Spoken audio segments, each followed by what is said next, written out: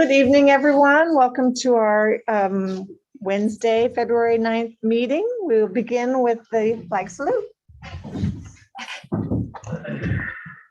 Pledge allegiance to the flag of the United States of America and to the republic for which it stands, one nation, under God, indivisible, with liberty and justice for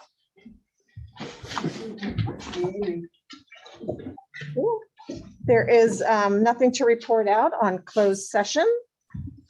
We do have an emergency addition modification for authorizing agents for our bank accounts. We need to remove a employee who resigned and add our another employee. So that's what we will be adding so that we can get the job done at the bank. With that addition, if I have a motion to approve tonight's agenda. I'm going to approve. I'll second. All those in favor, Shelley? Aye. Michael? Aye. Rebecca? Aye. Jane? Aye. Also just want to mention Kevin Ruff is at a mock trial. He's our mock trial coordinator. So he's doing that with our Nordhoff High School students this evening. Approval of the minutes from January 12th. Do I have a motion to approve? I'll move to approve. A second. All those in favor, Shelley? Aye. Michael? Aye. Rebecca? Aye. Jane? Aye. That passes 4-0, sorry. Our 5.1 Ohio Unified Value Awards. We are recognizing this evening Miramani student. I asked how to spell it. Montserrat Vega. Yeah, she goes by Monte. Monse, that's right. And I would just like to kind of introduce this, say that when I sent an email out to the staff, I said, okay, it's our turn. We get to nominate students. And immediately, both of my kindergarten teachers came up with a name. They're like, oh, this one. So we're actually going to do one this time and then one in 2 months when we're back on again. So I'm going to go ahead and turn this over to Miss Hull, who's Monse's teacher. Hello. So I nominated Monse, first of all, for her inclusive attitude, always on the playground and in the classroom. She works really hard to make sure that everyone feels like they have a friend. She constantly is going up to kids who are sitting on benches. Hi, Monse. And she's always making sure that everybody has a friend. But first and foremost, Monse takes care of our little friend Emma, who rides the bus with her every day to and from school. Emma is our littlest TKer. She's the youngest student at our school. And Monse has taken it upon herself to make sure Emma gets on the bus and gets off the bus safely every single day. She also makes sure that Emma has her jacket and that she's warm, and she always offers to take Emma to breakfast and make sure that she makes it safely to the playground.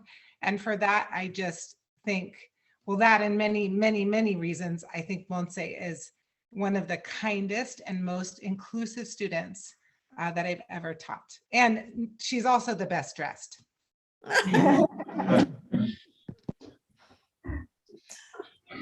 Congratulations. It's nice to hear wonderful things about our students. Thank you.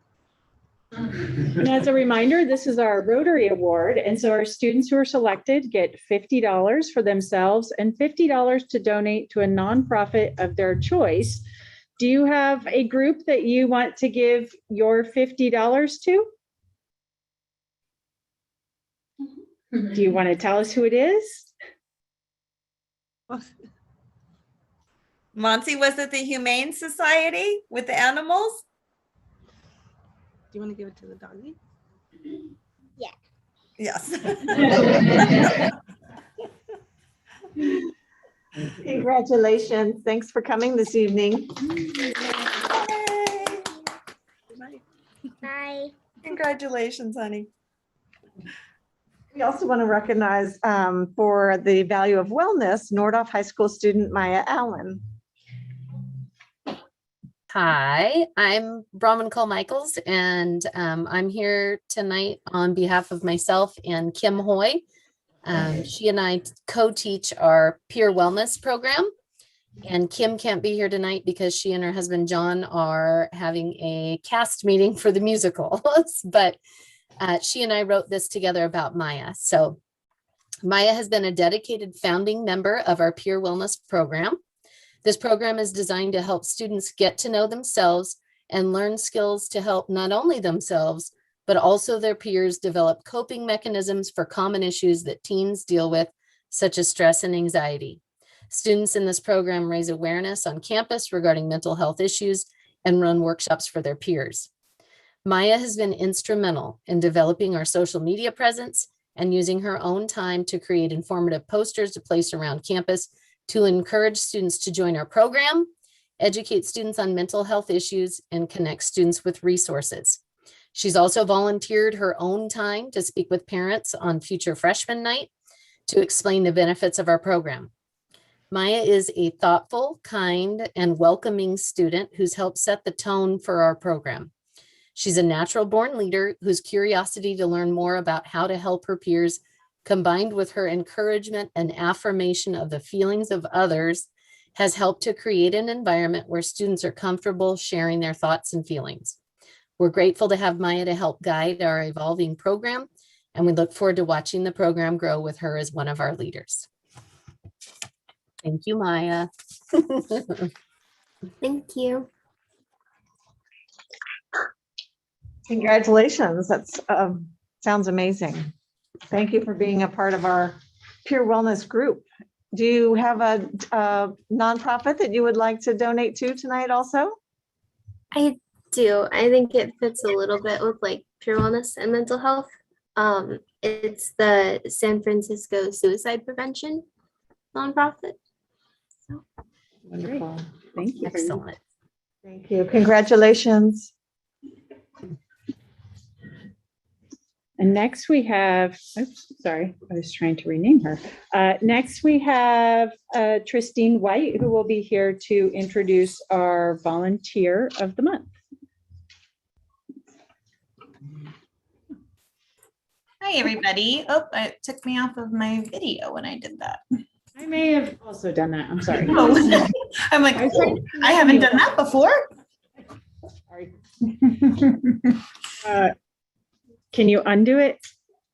Let's see. No. Integrated. It won't let me. I am not allowed. Start my video. I can speak without being seen if that helps us continue. Yes. Okay. So, and I'm sorry you can't see me, Sarah, but I'm here to introduce Sarah Kidda, who is a fantastic, beloved volunteer on our campus. Not just this year, but she has a history of volunteerism on the campus. She has 3 children, Parker Kidda, who is a 4th grader in Miss Allen's class. She has her daughter, Summer Kidda, who is in the 2nd grade class with Miss Austin. And she has a future hawk named Tallulah. We're excited for Tallulah to join our Hawk's Nest when Tallulah is of age. And she's a great asset to the campus, just being here with mom. So what I want to share about Sarah is that Sarah is creative. She's incredibly kind and she's deeply valued.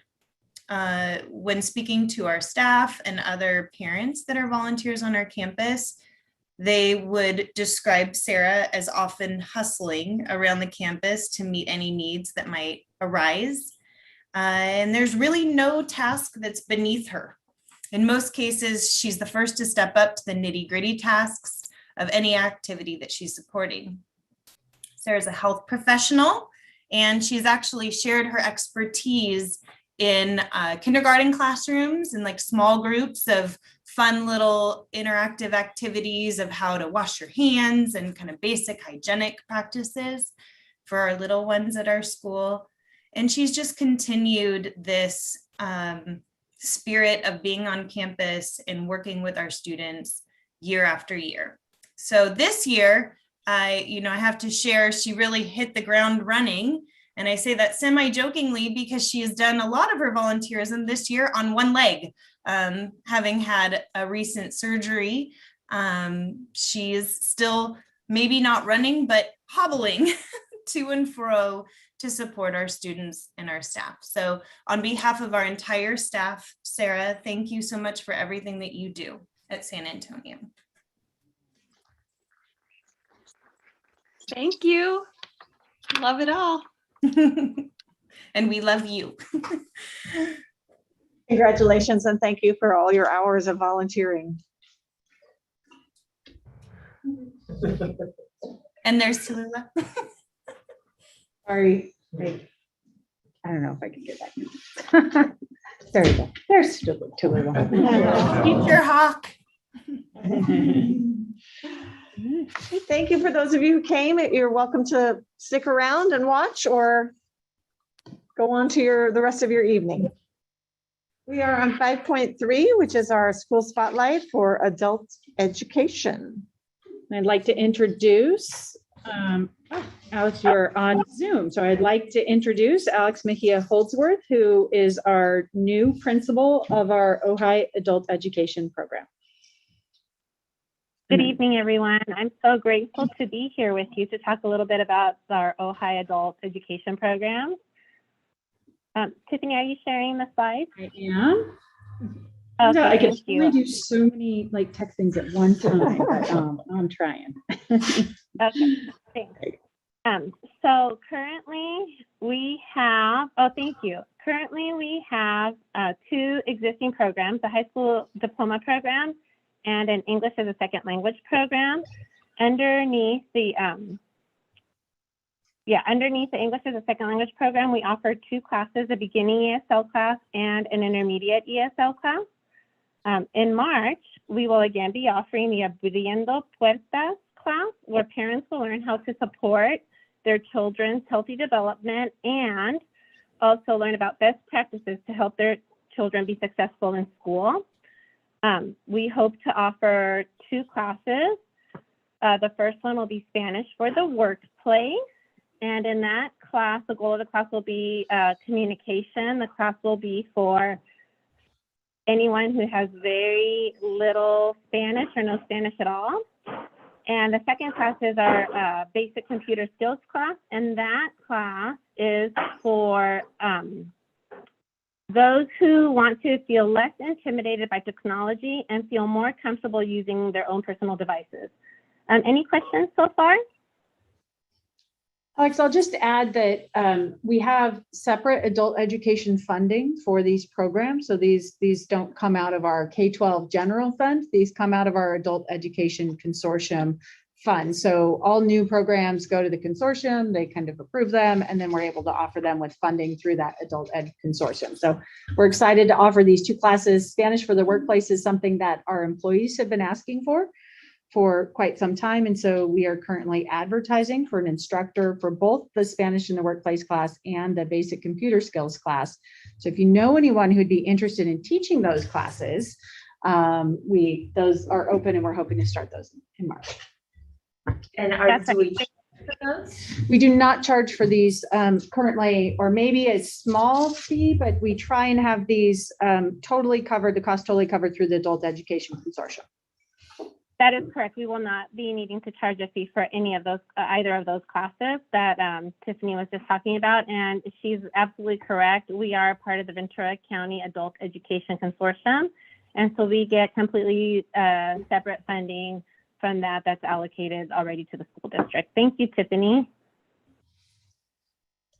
Okay, the next slide. Okay, so it is our hope to have a more robust adult education school. So with that in mind, we are developing an Ohio Adult Education Catalog, which I hope will be added to the Ohio Unified School District website soon. And I also want to make it available to the community. So for example, having it at the public library and other places throughout town. We are collaborating with the school sites because it's been recently learned that through the Ohio Adult Education programs, we can also offer classes that help support any program which we offer in our K through 12 schools. And then partnering, like Tiffany previously mentioned in the slide before, I'm partnering with the human resources to develop a more competitive hourly schedule. And the reason for that is because we want to attract some new teachers for the classes that we hope to be adding. And once we have those teachers, we would like to retain them and encourage longevity. And finally, we are also reviewing the current high school diploma requirements. And the reason for that is because we want to be a little bit more in line with what the other county programs, what the other adult education programs in the county are doing. Any questions? No, this is great. Thank you. Okay, awesome. I do have a question. Do we know approximately how many people are going through the program? Right now, in our current programs right now, we have over about, I want to say about 75 people. Okay. Very good. Wow, that's amazing. Yeah. And I like the also, new courses. I'm sorry, I couldn't hear you. I like the new courses. I think they're on target. Yeah. Yes, hopefully they're in line with, you know, the district vision and mission. And so I'm excited about the collaboration and just bridging the adult education programs with what's currently happening in the school district. Very exciting. Any other questions, comments? No, thank you. Great work, Alex. I Okay, would love thank you. Oh, sorry, I would love to see like possibly paraeducator classes because there's such a huge Yes. shortage. Yes. I'll be too enthused. So glad that you mentioned that. I'm not sure who just said that, but that's also been on our radar, and it's already been kind of in the back, like in bookmark in the background. We've been thinking about it and talking about it. I don't know that we're ready to launch out just right now this spring, but definitely maybe for the fall. I think it would be awesome. And can you explain a little bit, Rebecca, what you mean about that? I mean, what that kind of means? What do we call Like, them? We call them instructional aids. We're the only Instructional district in the aids. county that calls them instructional aids. I'm like, I know you Okay. yeah, so there's a huge shortage of them across the county and lots of job openings there, but there's a class that they need to take to be able to pass the test, and then they're Great. Well, that'd be So really Ventura exciting. Adult School Yeah. has actually the kind of premier program in the county to train incoming people to work as paraeducators in their district. And so that's something we plan to copy at some point. Thank you, Alex. Thank you. Okay, thank you. Have a good evening. 6.1, we move on to our public comments. I do have two people requesting comments. Devin Singmaster.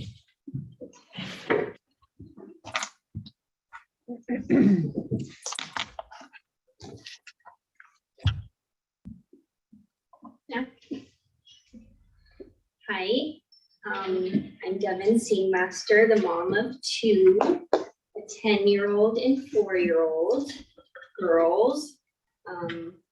And I am requesting that I'm requesting a verified claim form.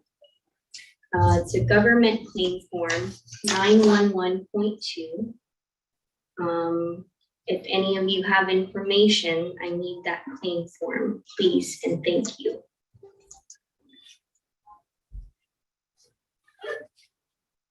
That's it? So the general public comments, it's not a back and forth. You have your comments and then we take notes, and if it's something we can send to you, we will, or if there's some staff member who would handle it, they will contact you about it. Okay. And I Can you reclaim, I said verified Yeah, claim I'm for, but you looking had some numbers? For a verified claim form, it's a government claim form, 911.2. Great. I was told that this district has it from Ventura County Office of Education. Okay. I was told that it's here and to ask Superintendent for that, and I still have not received that. So I need that form, please. Okay. And since I have just a couple minutes,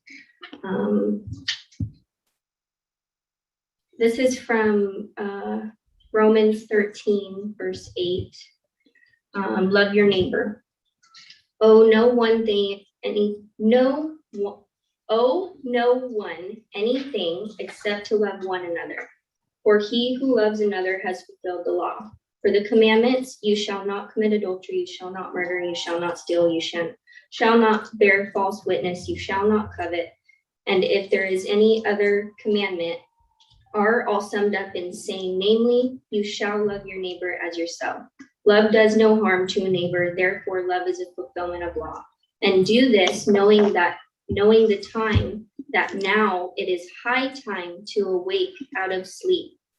For now our salvation is nearer than when we first believed.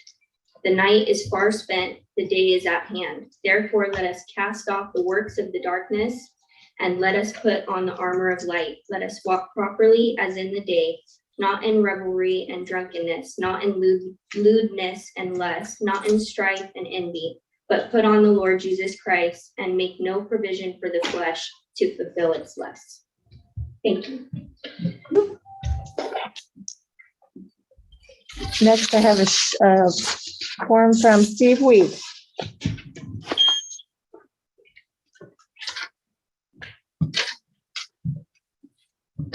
Okay, so I think this is about right.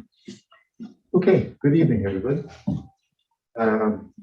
So I'm going to make all my comments in the general comment section because I have domestic things to take care of shortly. So we've been in the district a while now as a substitute, and I have to say that I am impressed with how all of the staff is holding up during this school year. There's a lot of things that play into how people respond to stress, but I think one of the things that certainly helped is to have the senior staff actively involved in the schools and providing opportunities for feedback. So I just want to say thank you for that. That's what makes school work as connection. One of the administration's strengths is its ability to obtain grants for all kinds of things, as we just heard tonight. But I've actually been very impressed with the infrastructure grants that have come through. And oh, by the way, Measure J and Measure K are like really impressing me as well. In particular, Matilda is just amazing right now. As an example, putting that sparkly iridescent coating over most of the exterior hallways to seal the concrete plus add some beauty. It's amazing. It's good stuff. So thank you again. It would be wonderful, at least for me, to have details on two other things in the agenda. The first is one that's spelled out in the LCAP goals, and I realize it's really difficult to be specific about things, but one of the items talks about the trauma-based practices, and well, that's kind of where we are. I know it's a long road to get there, but if there are any particulars that can be shared, I would appreciate that. The second thing has to do, and again, this is kind of personal here, so let's just throw it out there. My son graduated last year with a golden sash. It's not that golden ticket, and that's for the Health Sciences Academy. And I know that there have been changes in that program. And I'm just wondering if the proposal now will get us close to the place we were at the end of the 2021 spring term. So thanks for your time, and bless all of you. Thank you, Steve. Thank you. Oh, Student Advisory Council. Is anyone coming? Bridget is here. Hi, Bridget. Hi. So my in a second, let me just introduce, because Shelley actually met with the Student Advisory Sunday. Is there anything you want to say? Or I met with 3 of the Student Advisory Council members, 2 of which were wishing good luck tonight as they're in mock trial, and the 3rd is here. And Bridget has some items to talk about. Great. Welcome. Hi. My internet is a little unstable, so I'm going to keep my camera off for now, so it's better. And we had a couple things that we wanted to talk about. The first being a few new programs that peer wellness and peer mediation. Both me and one of the other SAC students are in these two programs. And the first, peer wellness, is a club or program where we are learning breathing techniques like constructive rest, for example, that help with stress, and then creating workshops for kids on the campus to come and learn these different techniques to help with stress, especially during like finals week, we had some, and during those very like stressful time periods where we just like need a way to relax. So we have this, and then we also have peer mediation, which is a class where students who want to join are taught how to become mediators, so that next year when the course is finished, we will actually help with arguments between students, and we'll become mediators to help solve those different arguments. And I just wanted to say that these two programs, both myself and Emma, who is also in SAC, are both in them, and we think that they're going really well. And we really like that it's a new program and that it's a new opportunity, because we think it's really helpful for the Nordhoff High School. We think it's definitely a great idea, and we're really glad that it's a thing. Great. And then the other thing we wanted to talk about is regarding agenda item 7.2.4. Sadly, I have some homework I have to get to, so I won't be able to stay until then. So I want to bring the questions up now.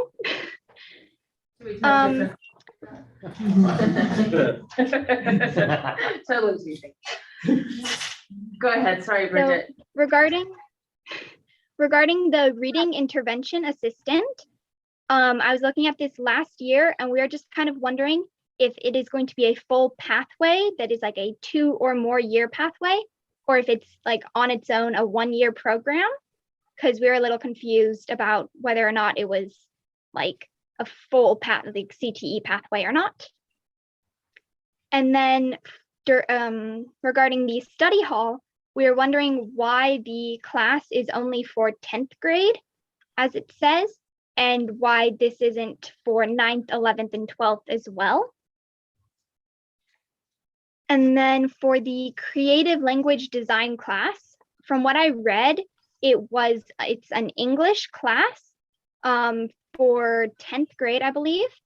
And we are curious as to whether you could take this class as an elective and also take a normal, like regular English class, or if it is only a replacement for English, as well as whether you can take this class and an AP language or like an AP English class. So those were our main 3 questions regarding 7.2.4. And I think also, Bridget, one of the questions that I heard was about if you're in this class as a 10th grade English class, are you still eligible to go into an 11th grade AP class, or would you not be? Isn't that one of the questions also, I think? Yes, that was one of the other, yes, that was something we brought up. Great. Great, we'll talk about those when we hit that item. And I will. Thank you so much. I'll send you guys an email tomorrow, Bridget, and let everybody know about the answers to your questions, so you can talk with students on campus about those too. Okay, thank you. Thank you. Our employee unions, is Chuck online tonight? I have not seen Chuck or heard if he will be attending, so I think we can. Chuck will end up raise your hand if you're out there. Otherwise, we'll go to Jake Henson for our OFT. Or do you wish to speak this evening? Yes.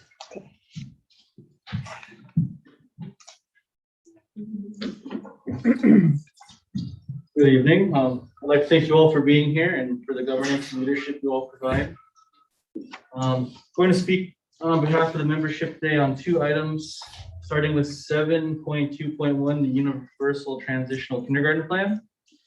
Communicating with the TKK teachers, it seems like everybody's pretty excited about the accelerated timeline that we're going with on this. A couple concerns that were brought up were teachers are a little concerned about the same site intervention support versus teaching at another site later in the day.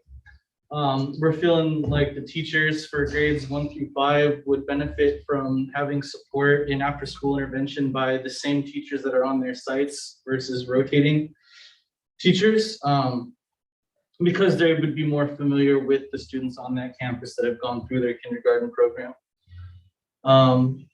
The teachers that I spoke to also couldn't stress enough that it is essential to have that full-time aid in TK classes when the sizes grow.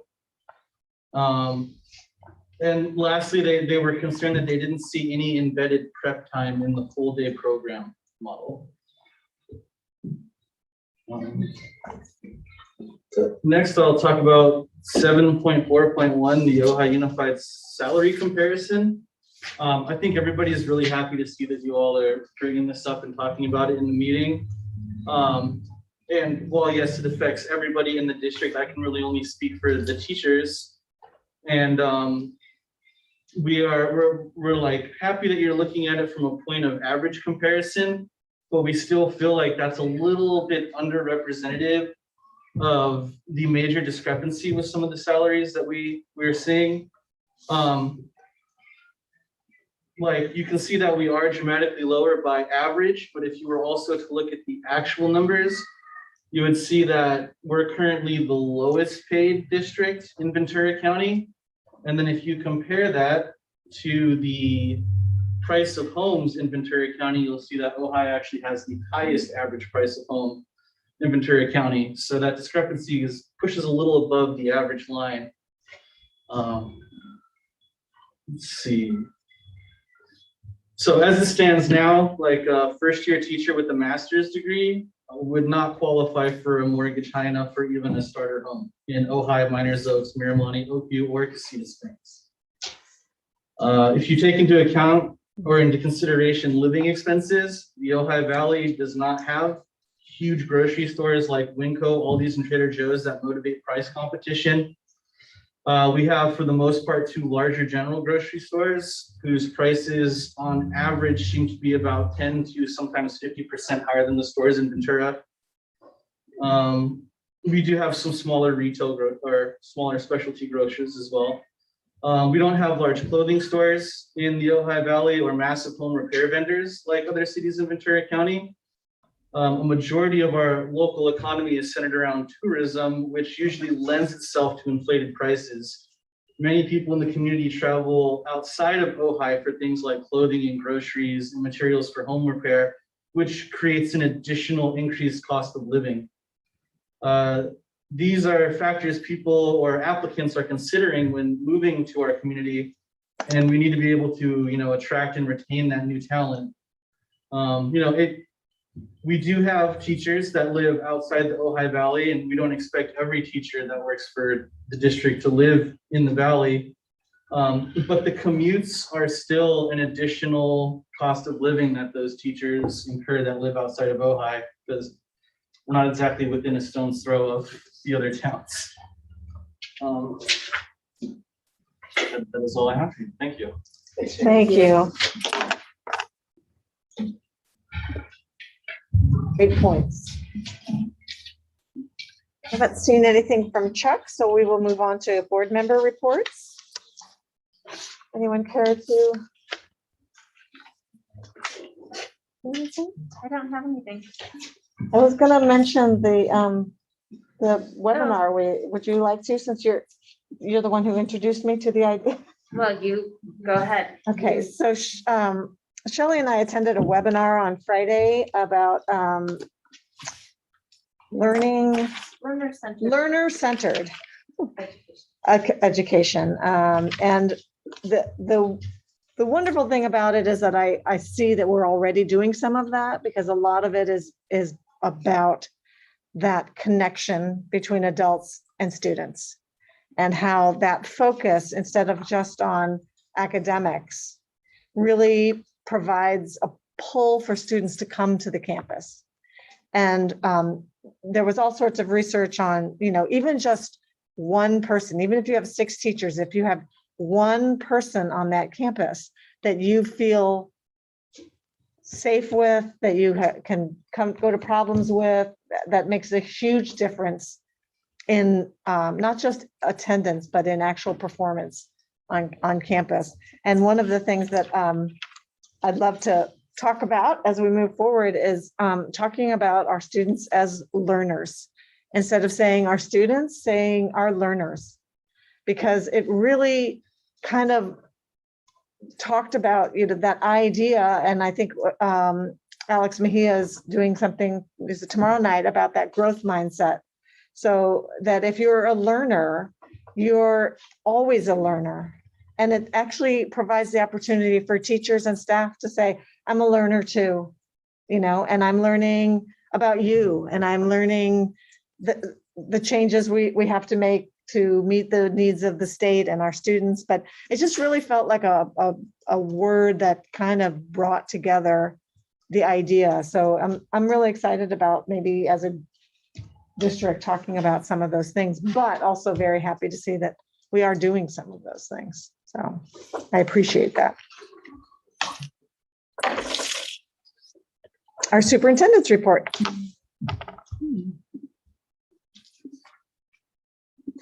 There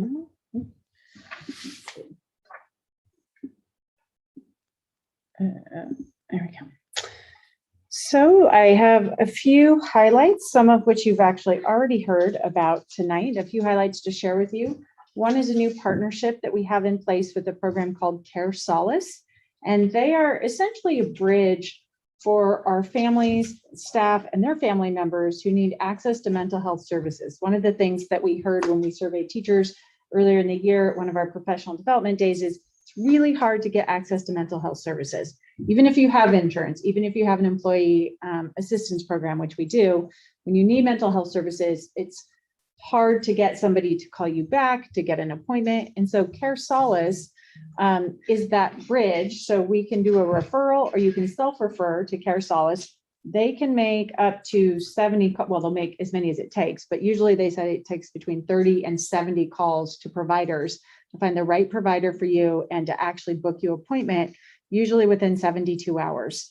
So we also, staff can utilize this. Our staff's immediate family members can use this. They can use it for mental health. They can use it for addiction services if they need that for themselves or their family members. And then also now our families have access to this. So we can refer a family, and then we have a little dashboard. So if we refer you, we can actually see just that you get an appointment and that you've had follow-up, or we can follow up with you again and say, hey, we noticed you haven't seen an appointment yet. Is there anything else we can do? So for our students' families, so if we have students, learners, and their parents need marital counseling, they can go through Care Solace actually to get a referral for that. So we're really excited. It's very inexpensive, and it's something, this is why we have COVID funds this year and next year and the following year to be able to help provide these services. So we're excited. We rolled it out, I think, on a Thursday, and on Friday, we already had a few referrals from some of our site folks. So we're looking forward to building this up throughout the district. You already heard about our wonderful peer mediation program and their meeting. Here are some of our students who had that first meeting. We also had our student-led visual and performing arts week this week, our VAPA week. And I think this is a video. I've never successfully showed a video, but I keep trying every time. Let's see. There's probably not going to be sound. No sound. Okay, just kidding. And David, I let David go home. So that's on me. Too soon, David. All right, let's go back. We also have our Digital Media Academy, which we are very excited about. We wrote a strong workforce grant and received just under $600,000 for this program. So that new English class that you heard about is part of this pathway. So we are revamping. We currently have graphic design and we have video, but they're two separate pathways, but kind of combining those into one Digital Media Academy. So we're redoing our introduction courses And then that English class is actually an optional class in the pathway that kids can take instead of English or in addition to English as an elective. It's their choice, but trying to do some of that integrated curricular content, core content with our CTE content. And then also having a second level of this pathway. And then finally having some internship opportunities, which we're very excited about, and having a teacher who will be supervising those. So this is our, in fact, Mr. Hansen made this flyer and sent it to me about 30 minutes before the meeting. So we are just working on how this will be rolled out to students. We're excited for that to be up and coming, plus a total redo of the physical space with green screen rooms and recording rooms and new beautiful Macs that weren't donated 5 years ago, and et cetera. So we're excited for our kids to have that. We also at Matilaha took our leadership students, I believe a week and a half ago, to Universal Studios, where they were part of a Difference Makers conference, which was very exciting for them. And you can see them with all kinds of other middle school students throughout the state getting to have some leadership development there. They may have also gotten to have some fun in addition while they were at Universal Studios. We continue our partnership with the Ojai Valley Land Conservancy. Here you see our environmental studies class, field studies class, who's helping to plant some native plants in the meadows there. We're very lucky that our schools are right next to the meadows. And so Nordhoff really gets to utilize that as their own field laboratory, which is very special. We also, I am very excited about this, and I want to thank Linda Jordan for putting this together. I actually didn't know about this until it was in my report, and I was like, tell me more about this. She reached out to Community Action of Ventura County, and we had 2 case managers come and present to our parents on how to get your home fixed if you're a renter, or if you're an owner, but how to access home repair and improvement if you have things like roofs leaking, things like that, and also how to access assistance with paying for utilities. And so they came out, they did a program just for our parents. You can see we had parents come to the library. And so just part of our overall work to support our parents who need financial assistance and access to resources and may not know how to get there. So we're excited to have this partnership with the Community Action of Ventura County and to put on parent resources for them. We also, as you mentioned, Jane, have our Parent University Grant and Growth Mindset. So this is part of our partnership with Given Hour, which we wrote a grant for, and we are able to have them do some of these trainings. So we're excited to have, these are really 2 components, grit and a growth mindset, that really make a huge difference for our students as they move forward in life. Being able to encounter obstacles and rather than see those as I'm bad, I am not good at math, or I am not good at whatever, to instead see that as having a growth mindset and then how to persevere through some of those obstacles, which is really important to teach our students now so that as they go through the rest of their life, they're developing those skill sets in a positive way. So we're very excited to bring that program for parents tomorrow night. The 16th, sorry, next week. Yes, the 16th. Okay. Yes. And in March, we'll be doing a parent university that is kind of a meet the experts, and we're going to have some of our peer mediation students on a panel along with some mental health experts, and we'll just have kind of an open forum for parents to ask this panel of experts. So we're excited about that. Wow. We also had our ELAC. Sorry, I don't mean to interrupt, but will those be live streamed? Will those be where people can? Yeah, so we always struggle with whether or not to live stream and record these sessions because we want parents to be able to ask questions. And we had one earlier in the year that was about mental health and wellness, and it was very personal.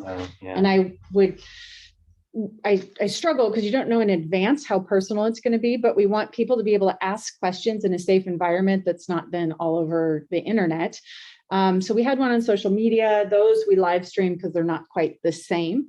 But things around mental health and wellness, we tend to not record or live stream. But what we did do for our mental health is we recorded the slide deck later. The experts did a whole recorded slide deck, which we put on our website. So you can get the information, but you don't have that personal interaction. So we're trying to figure out the best solution to that.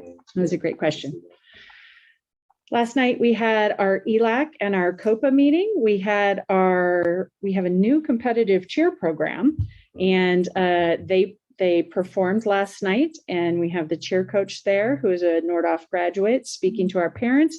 And I just want you to take a look at this room and how many people are at this ELAC meeting, where we previously were struggling to get a handful of people. We had more than 30 adults and I believe 12 students at this meeting, which for us is really phenomenal to have this engagement. So this is why we have that position of our English learner coordinator, so that we can have this kind of engagement with our families who previously haven't felt as included as we would like them to be. So we're doing some great work in that area.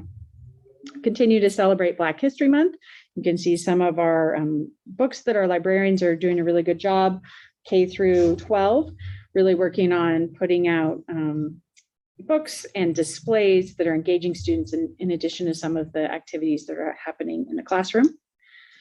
We had our spelling bee. We had 22 first round participants at Matilaha Middle School. We have our winners here who I wrote down. And I don't know if I can find them, and I don't want to get it wrong. We have Lily Kimura, who was our winner, and Aurora Wheaton, who was our runner-up. I believe that Lily actually apologized to Aurora for winning because they were both very excited about participating. So glad to have our students participating in these events. Coming up at the high school, we are continuing our lunchtime speakers. Brianna Beebe, our college and career counselor we hired last year, is doing an excellent job of bringing all of these real world experiences to students. So we have monthly or every few weeks, people who come at lunch, students can participate. We have health career sectors, business careers, computer careers, and careers in the arts. So we have professionals come in and talk to our kids about what are all of the options available there. Oh, I was so excited about this. I was at a meeting at Matilaha and they were out doing supervision. So I poked my head into the library and I was like, oh my gosh, this looks amazing. So this is our Matilaha library project, which is underway. You can see the arches there are going to be lovely. The roof is actually the same ceiling, but it looks great in this new context.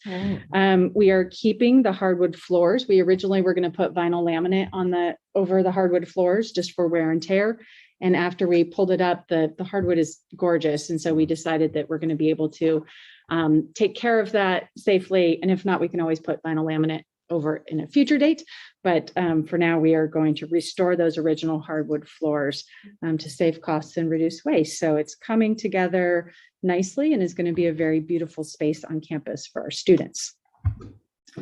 Just a quick COVID update. Last week, this was such good news. We administered 563 PCR tests through our on-campus testing programs. We only had one positive. So this is a huge change from just a couple of weeks ago. And so we're very excited to see the declining in cases, particularly on our campuses. As you've likely been reading, we expect an announcement from the state next week in which the state lifts the mask mandate. But I want to be really clear that doesn't automatically apply to us as a school district. We have two things that happen. One, we have Ventura County Public Health is in charge of whether or not we have to wear masks in our county. So the state mandate is different than the county mandate.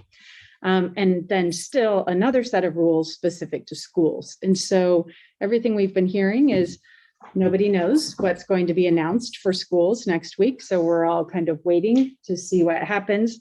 We're hoping that they will time that closely. I don't have a lot of hope for that, but so next week we should have some new information about what will happen to us regarding masks in schools. And we are also, based on these case rates, working on adjusting the testing requirements for volunteers on campus after the February break. Standing ovations throughout the district for myself and all of you for all of the work that we've done during COVID, which is very nice. I believe our first board member standing ovation, Amber Christensen, for our student data specialist. Yes, you will get your certificate in the mail. All of these amazing folks in elementary. You can see so many teachers and instructional aides and office managers for doing great work for our parents. Always love to see our custodial teams on here.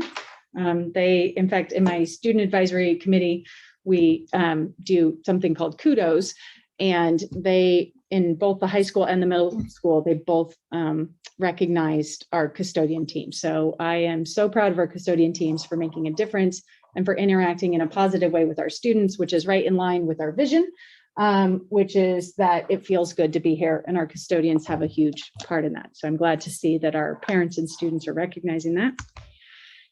At secondary, we additionally have some teachers or speech pathologists, Mr. Anderson and Ms. Stone, our assistant principal and principal, and Michelle Gorell at the high school. Just a couple of comments that were made by a student and a parent. You all are the glue that keeps these kids safe, secure, happy, and getting a great education. So I thought that was great to share. Then I have a very special presentation. And you have to give me just a minute. And I'm sorry. Do this. So this is for Dave Munson, who gets to come up. And Dave Munson is our AXA.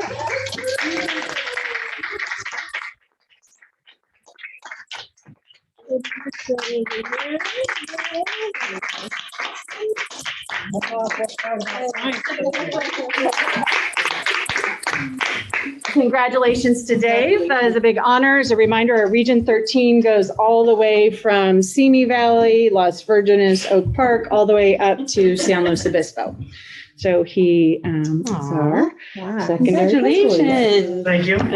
Very glad to not have those under there anymore. Worried they were going to pop.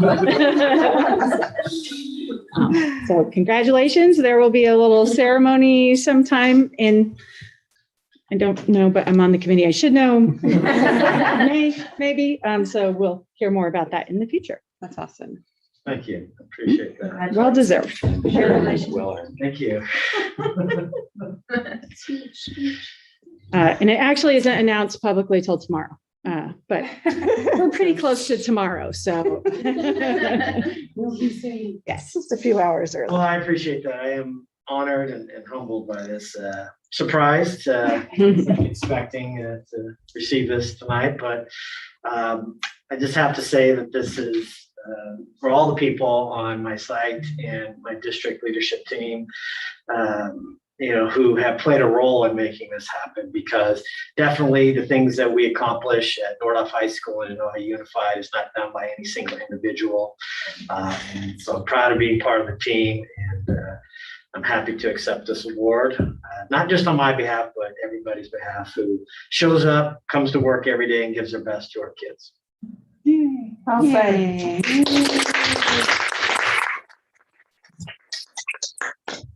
And that concludes my report. We'll move on to the consent calendar. Here, any questions? So if there's a motion to approve. Can we just pause for 1 second? I just want to say congratulations. I'm sorry. That's okay. It's a big deal, and it's so well deserved. And this year has been so hard, and like, you're a very strong leader. The way you've handled yourself is impeccable. So I think it's just so well deserved, and I'm very, very happy for you. Thank you. Appreciate that. Last year was hard. This year has been even harder. So, and maybe in the near future we'll have a normal year. Easy year. My first year, starting off with Thomas Fire. So I'm hoping to just having an average year. So I'm not sure any of us would know what that looks like. yeah. Forgotten what that feels like. Yeah. Well, we are really grateful to have you at the helm. Thank you for all your work. You're welcome. My pleasure. I'd be serving the high school and the district as well. So we're very lucky to have you. Alex, Miss Ia said congratulations through the chat. Thanks, Alex. I think you're right. I think people knew last year would be hard, and they thought this year would be easier. So it just seems to be making it harder. So we appreciate that extra effort on your behalf of the students and for us. Thank you. Sorry, but thank you for stopping me. It's okay. And the candy is for your family because they have a part in this too. I mean, you can eat it also, your choice, but. Yeah, I'll have to hide it. They're not listening right now. are they? Probably not. You have an option. So I'm sorry, 7.1, adoption of the consent calendar. I'll move to approve. I'll second. All those in favor, Shelley? Aye. Michael? Aye. Rebecca? Aye. Jane? Aye. That passes 4-0. 7.2, curriculum and instruction, universal transitional kindergarten plan. Exciting.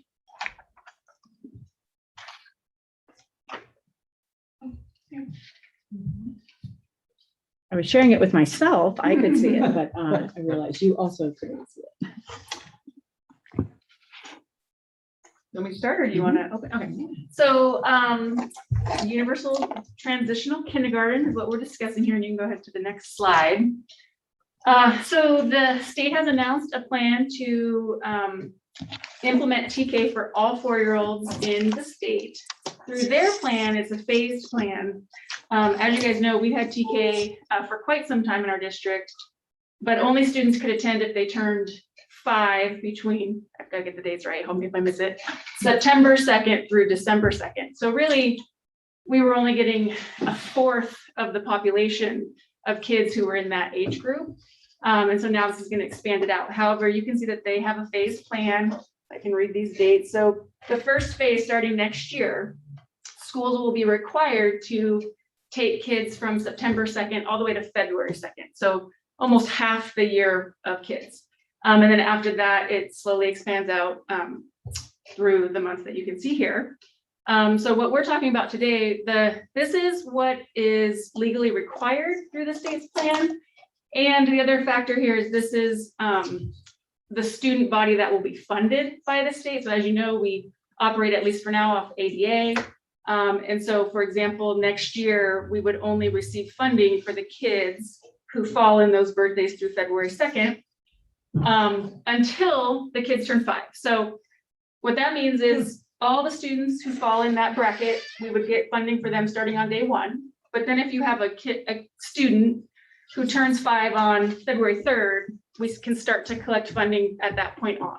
So there is some funding for all the other students as well, but the funding primarily that we need the most for the entire year is only for the kids who fall in those brackets. Right. But still a big difference from no funding at all. Exactly. There's some funding. There are some issues with class size that will be very different than we are used to in K-12. We are required to be at a 12-to-1 ratio. So I know Jake mentioned having an aide. There will be a mandatory aide the way we'll design it, because you will have a teacher and an aide for maximum 24 students guaranteed. So there will always be 2 adults in the room with the students. Unless there was a class for some reason that had fewer than 12 students. Right, you could have 12-to-1, exactly. And then you can see in future years, it is expected to be, well, there is an expectation that we will reduce to 10-to-1. So we will either, well, we have a lot to decide on that, but we could probably run our classes at 20 with 2 adults is the likely outcome there. Any questions on these? Okay, so, it's very difficult to project how many TK students that we would get. So I just went off this year's kindergarten numbers. You can imagine a whole cohort of 5-year-olds. It's likely in our valley that we have a similar cohort of 4-year-olds. And so that's where I got these numbers. When you consider the 24-to-1 ratio, 24-to-2 ratio, that is where I have come up with the amount of TK teachers that we would need to add, as well as the either a preschool teacher or an aide. There's some decision-making we can have in that regard, but essentially some other sort of paraeducator who can be there in the classroom with the teacher so that it's 2 to 24 students. Any questions on that slide? Yeah, just one quick one. How does the half FTE work on the San Antonio for the teacher? We could have a TKK combination class, which is what we do currently in the district. We would still have to be mindful of the ratios in that regard. Okay, thank you.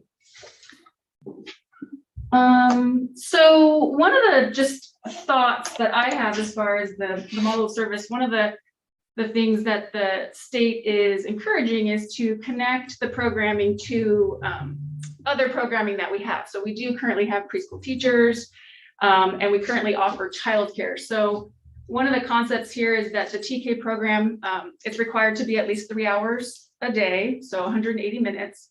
So you could have a TK teacher and the aide in the classroom for, let's say, the morning, and then after that time period is over, you could switch to potentially a preschool model or with a preschool teacher and an aide, that sort of thing.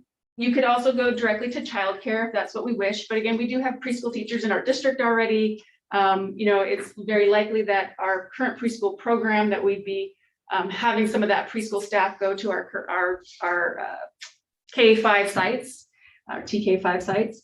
And then again, the state is expecting that we have a 9-hour solution for the students. So that's where, these kids would be invited to go to the current childcare programs that we have on our sites.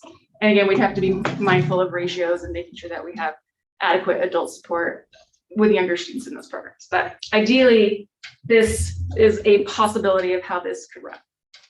But it's not an idea of when I see AM, PM, I think back to my days where you had an AM kindergarten and a PM kindergarten.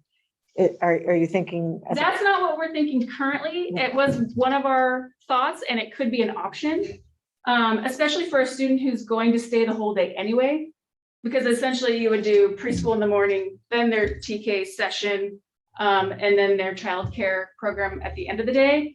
We have concerns about napping with 4-year-olds and then missing their TK programming with the most highly qualified teacher of the day.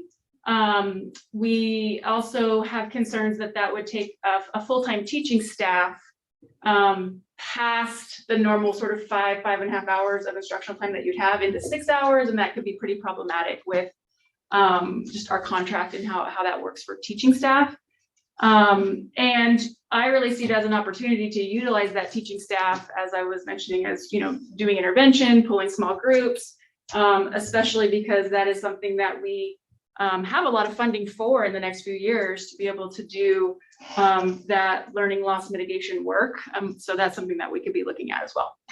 And what we're presenting to you today is, the question to you is, do you want us to build a model in which we are basically accepting all students who would be eligible for TK? So conceptually, if you say, yes, that's the direction we want to go, then we have between now and June to put together a detailed TK plan that we would bring back to you. And by then we would have more information about enrollment numbers, things like that.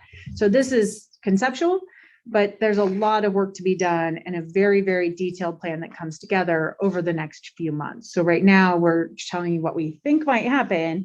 And I will tell you, I'm relatively sure it won't happen exactly as we're presenting tonight. Right. So that's the next steps on Which is that idea of how does a prep time happen for a TK teacher? That's all in the plan that comes back. All This of is those just, details. shall we spend the time developing this model? Yes. Okay. And then I think my question, actually on the previous slide that you answered for me in the email was, what happens if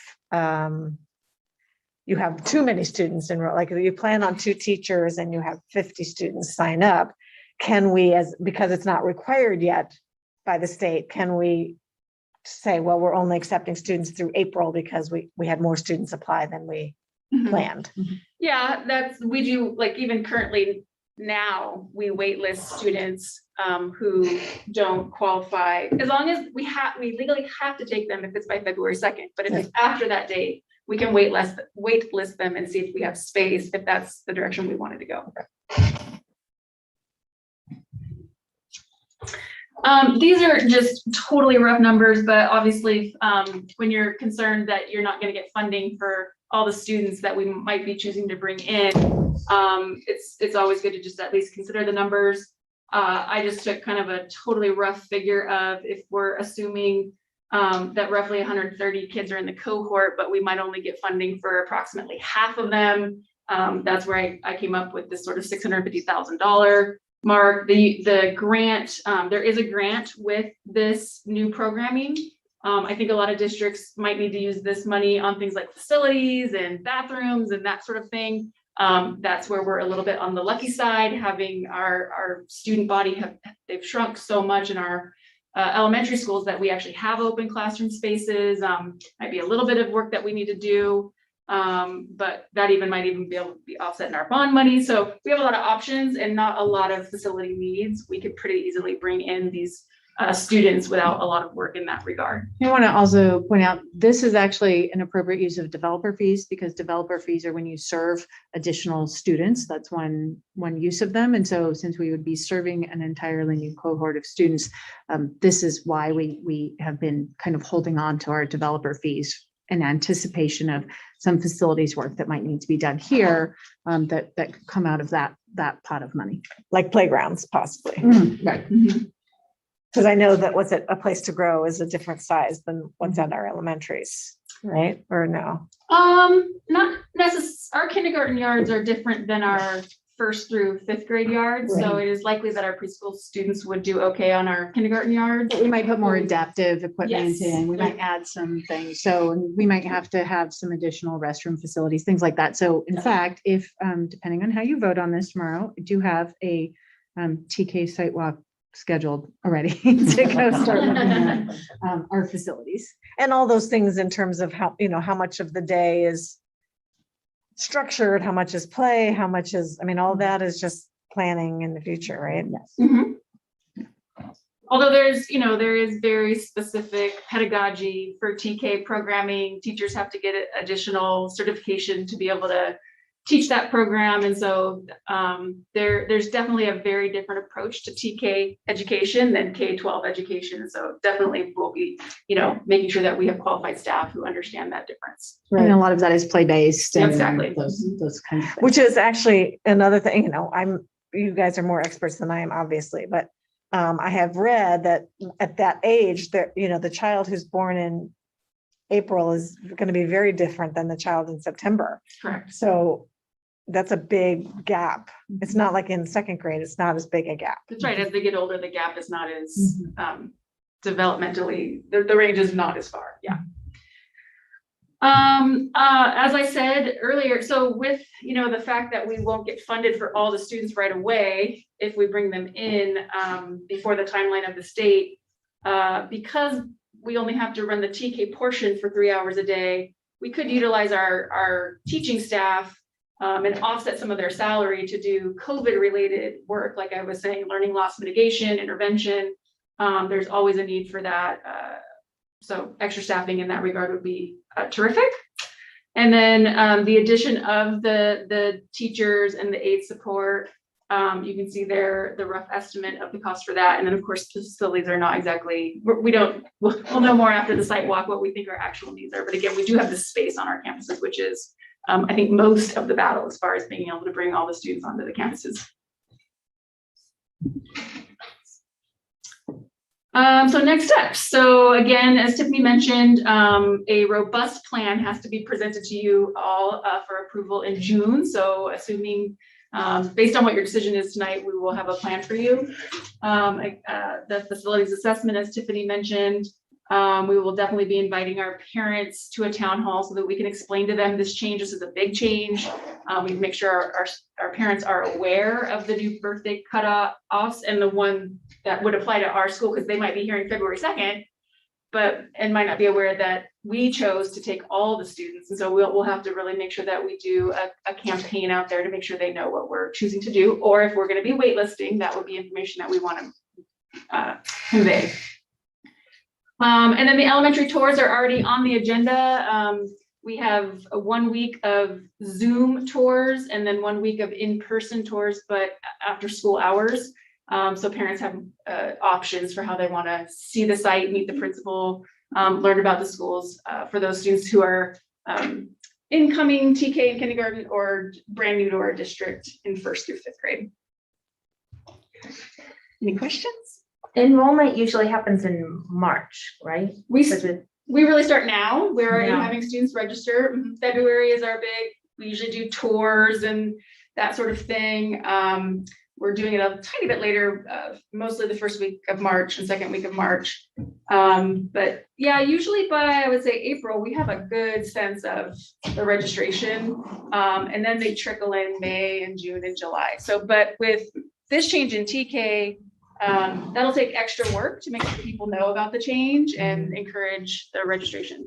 Well, and I'm kind of thinking about what comes back to us in June when we've already enrolled families and we don't have exactly the specifics until we vote again in June. Do we know what we're actually enrolling them in if we vote yes tonight? Does that make sense? I'm not sure if I completely understand your question. I mean, as long as we know who we're targeting for registration, whether it's the kids who are September to February or the entire year, that's sort of the first big question. And as far as the programming goes, I mean, we have TK programs currently happening, so we're able to share with them the current curriculum we're using, the thoughts around pedagogy and the certifications that TK teachers have to have. I mean, certainly there's enough currently in existence that we can share with people. The plan that will be brought to you will be just a little bit more specific about what the state is requiring us to share with you and have on paperwork.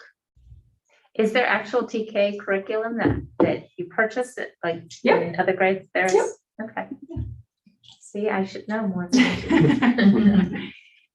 Well, the nice part is that that's not something new that we have to create. It's been in existence for a very long time now. So there is curriculum, there is training. As I said, there's been certification programs in place, I think, since 2015. So, you know, we have trained staff on our sites. Anybody who taught TK prior to 2015 is grandfathered in and can be a TK teacher. They don't have to get the certification. But yeah, we have highly trained staff ready to do this now and are doing it now. I say I should know more than I do because I had two kids who did TK in our district. So clearly I'm really showing my ignorance here, but I think back when they did it, because my kids are so much older, it was really kindergarten light. And I'm wondering what the difference, if there is a lot of differentiation from kindergarten and TK. There really is today, and we can definitely bring that to you in more detail, maybe invite some TK and K teachers to talk through the differences so that you guys really have a better understanding of it. Thank you. Have we looked at birth rates at all yet? Or not yet? I was just at a presentation where they discussed birth rates in Ventura County. It wasn't, it looked like we're looking at, oh, I wish I could remember the numbers. It didn't look drastically different from 5-year-olds to 4-year-olds, those cohorts. So I didn't see anything for, I think as we go out in future years, it could change, but as far as this next year, it seems that it will be fairly comparable to the 5-year olds. So our developer fee study includes a birth rate comparison, which you voted on last month, so it's in progress. So at some point we'll have a live birth rate by zip code comparison. We just haven't done that work because we're paying somebody to do it in the future. I think that it's like a chicken or the egg thing, right? Like, and the facilities, it's such a big, like, I know that, you know, we too had lost a lot, but when we actually did our facilities walk, because it is such a different space that you put a TK class in, I think there was limitations we were not anticipating. So I'd be curious to know how it goes after you guys do your walk. Good point. Any questions? No, I think this is really good. I like this. I like the integration especially. You know, TK is great, but those are young kids. You can't just finish 3 hours in the morning and send them home, right?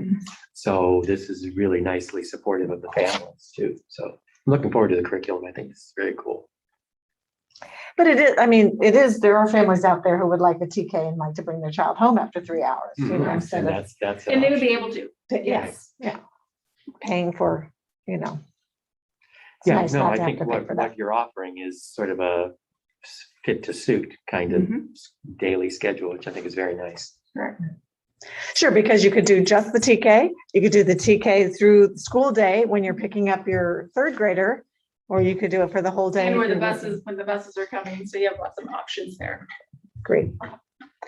Well, I'll make a motion to approve opening it up through the full year rather than just through the February 2nd. I will second. All those in favor, Shelley, Aye. Michael, Aye. Rebecca? No. Do you want to talk about that? No. Okay. I think it's easier or less time intensive to transition slowly. But I don't know. I don't want to put undue burden on the staff right now with everything else we have going on. Okay. I think it'll actually help because we are a small district. It'll help actually fill that classroom, but I'm sure we'll find that out. This just gives us the option of doing it, I guess. That's the way I feel. So that passes 3-1. 7.2.2, the San Antonio restructuring plan.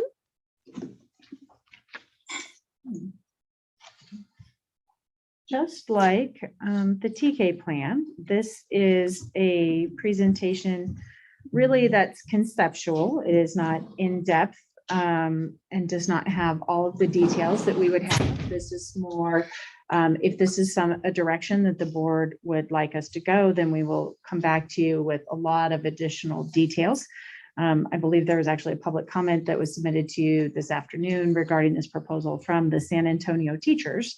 Our current proposal is to restructure San Antonio to be a K-8 program beginning in the fall of 2022.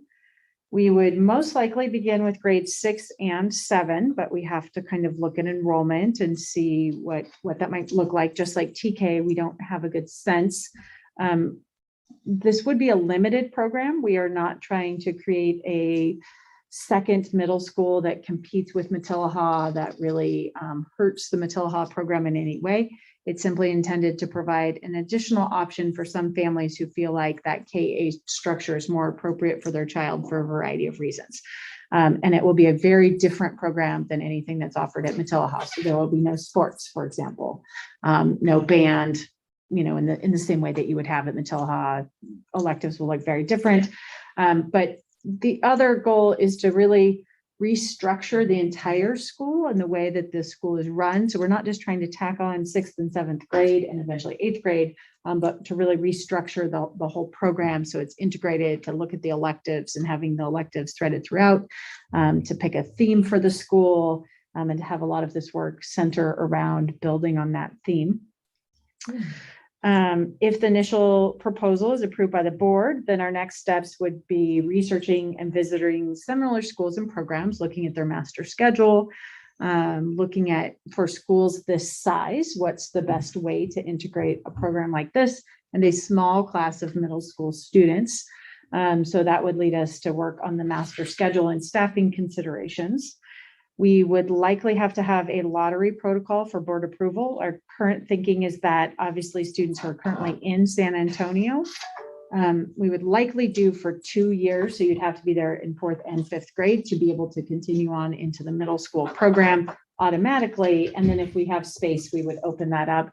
Likely siblings would be the next preference. So if you have a sibling that attends San Antonio, and then there's several other lottery considerations that are used at different schools. I know Sunset has a lottery, which is the K-8 in Ventura Unified that's in Oakview. So really looking at what are those lottery considerations, which would be something that you would approve. Working on a facilities plan and what that looks like and how do we structure the space appropriately so that our middle school kids and our TK kids aren't necessarily playing on the same playground equipment at the same time, those kinds of things. But there's some spaces at San Antonio that really lend themselves to that well. It's a large campus with some space that is not currently utilized for classrooms that could be, we could do some work there. And then working with stakeholders and staff on all the additional implementation details once we kind of go through all of those other steps. So if the board would like to vote to do this work, we would do the next work, keep you informed of the process as we do each one of these things, but to really start looking at and advertising this as an option to parents while we build the program, and really including the initial group of parents who want to come in some of the development and design of what do we want this to look like. It's an opportunity to build something very special, and to really retain the San Antonio campus given that it's had declining enrollment this year, we're not at a place where we want to give up that campus. So instead, we'd like to restructure and turn that into a thriving school and campus with adequate enrollment. No question. Are we because I did K-8, that's what I went through. So, I mean, I'm very familiar with the structure. But I was unclear as to what the sort of the genesis of this was, right? Because I haven't seen like a pressing need. So I'm trying to understand, first of all, would this be the only K-8 that we would be proposing? And is this, because you kind of alluded to it, is this basically to give our parents a choice of that structure versus the what we do every place else? Yeah, sometimes Matilah, as great of a school as it is and all the improvements that we're making, it's not always a great fit for every student. And one of the things that I've been trying to do since I've been here is to provide options for our families, even though we're small. I think you called it a couple of years ago, boutique options, but we have, right, through Summit, and our online programs and TK, and really trying to be small but nimble and provide as many options as possible for our families. So it is something that we hear from parents on a regular basis that they would like. Some of our sixth graders are either smaller or less mature than others. And so it's hard sometimes to transition to a big school where you may feel like, maybe a little harder. And there's some other considerations as well, but this is an option that families want. And we know that we have a lot of families who, for example, transition from like Monica Ross to Sunset because they want that K-8 option. Would it only be one class of sixth grade that you're proposing to add next year? Yeah. And so there's only one class of every grade level at San Antonio. So this wouldn't be any different. We wouldn't have like two classes of any grade. I think it's going to be wildly popular. And 35 kids is not very many, especially if a lot of them are transitioning in. So a lot. I'm sorry. Could you speak it just a little bit louder? I said I think it would be wildly popular, the K-8 model, and if the kids are coming in from fifth grade and staying, that leaves very little room for outside families. So I'd be concerned because I think a lot of our families, would want a K-8 option. And for this year, just to be clear, we only have, I think, 9 fifth graders. So there would be more space than maybe a usual year for next year's first year. So there would be. And part of the goal is to rebuild enrollment in San Antonio by having this option. So some families may choose to go to this elementary school so that they have this option as a K-8 option. No, others, go ahead. I just remember, I have heard in the past people calling for it, and we've had people at board meetings say, why don't we just make the whole district K-8 and then the high school? And I like the idea of they are different. I mean, my kids were very athletic. So I know it would be a popular model, but that they were also very big into band. So there are draws to Matilah and those kids who are getting bigger and just ready for, I remember, at Topa Topa feeling like, oh, those kids are too big, get them out of here, as a parent of younger kids. But so I think there is a draw to Matilah for families as well. And I think that option of one school, that's what Ventura has, just the one school. And the reason I understood at the time, oh, is it? We just, next year we're adding another. But the K-8 that they added at Sunset was because they were losing students to Matilah because Deanza was problematic at the time. This was years ago. But, so I think I think it's important to continue to look at every site and say what you're doing at the high school, then what are you doing at the middle school that's gonna make that attractive too. But you're right, you might end up having to do a lottery at the elementary level for San Antonio, so that. There are definitely things about this unintended consequences that we don't know now. But I'm confident that we can sort through those as we need to. One of the things we just talked about in our cabinet meeting this week is, we'll need to really be sure that we're clear on our intra-district policies, right, in schools like that. And so those are things that we're prepared to work through as they come up. And of course, anytime you have a new program, there's always growth pains, but we think that this is an option that many families would like.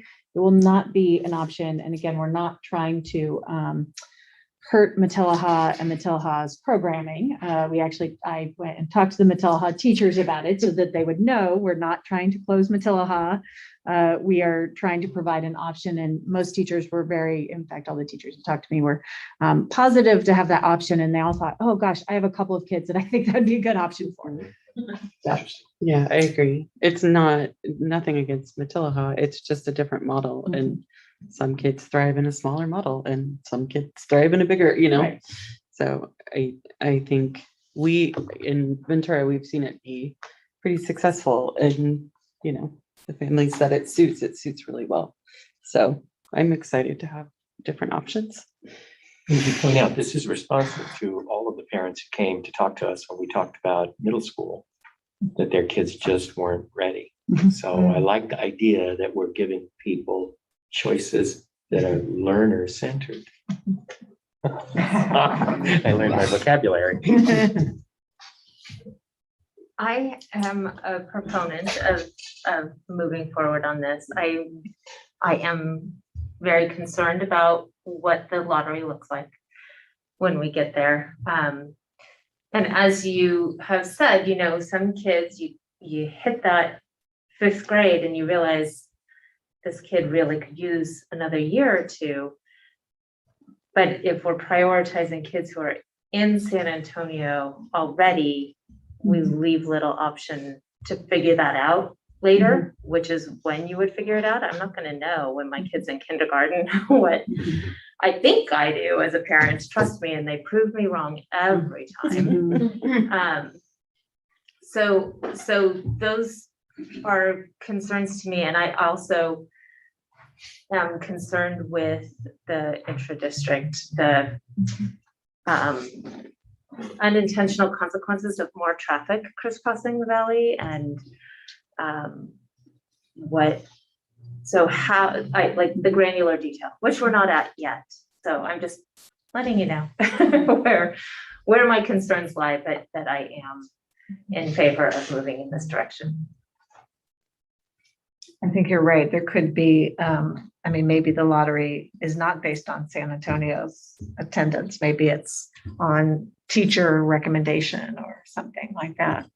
But we also want the idea is to build the whole program at San Antonio, not just the end of the program. Culturally, it could be hard for, having been a middle school teacher, and I was talking with Kelly and James about this. I love middle school kids, but having a middle school kid introduced to we're not starting with 8th grade, right? Because it could be difficult to have a large influx of kids who were not culturally acclimated to that school from an early age coming in 6th and 7th grade, particularly because middle school kids, can bring their own challenges sometimes.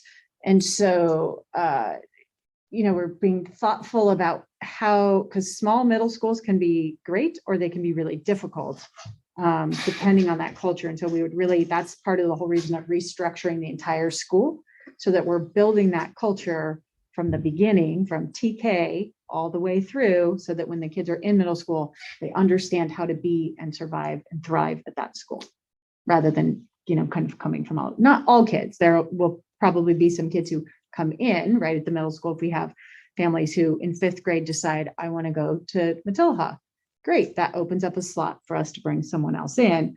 but we would be trying to retain culturally most students or a large portion of the students having come through that school. Does that kind of make sense? It does, and you know, I think as an option and a model, and see how it works and how it affects the rest of the district going forward. And yeah, no, I do. I think it's a good move. I would make a motion to approve. Is there a second? I will second. All those in favor, Shelley? Aye. Michael? Aye. Rebecca? Aye. Jane? Aye. That passes 4-0. Good news, Adam and Ellen, our site walk tomorrow morning is on.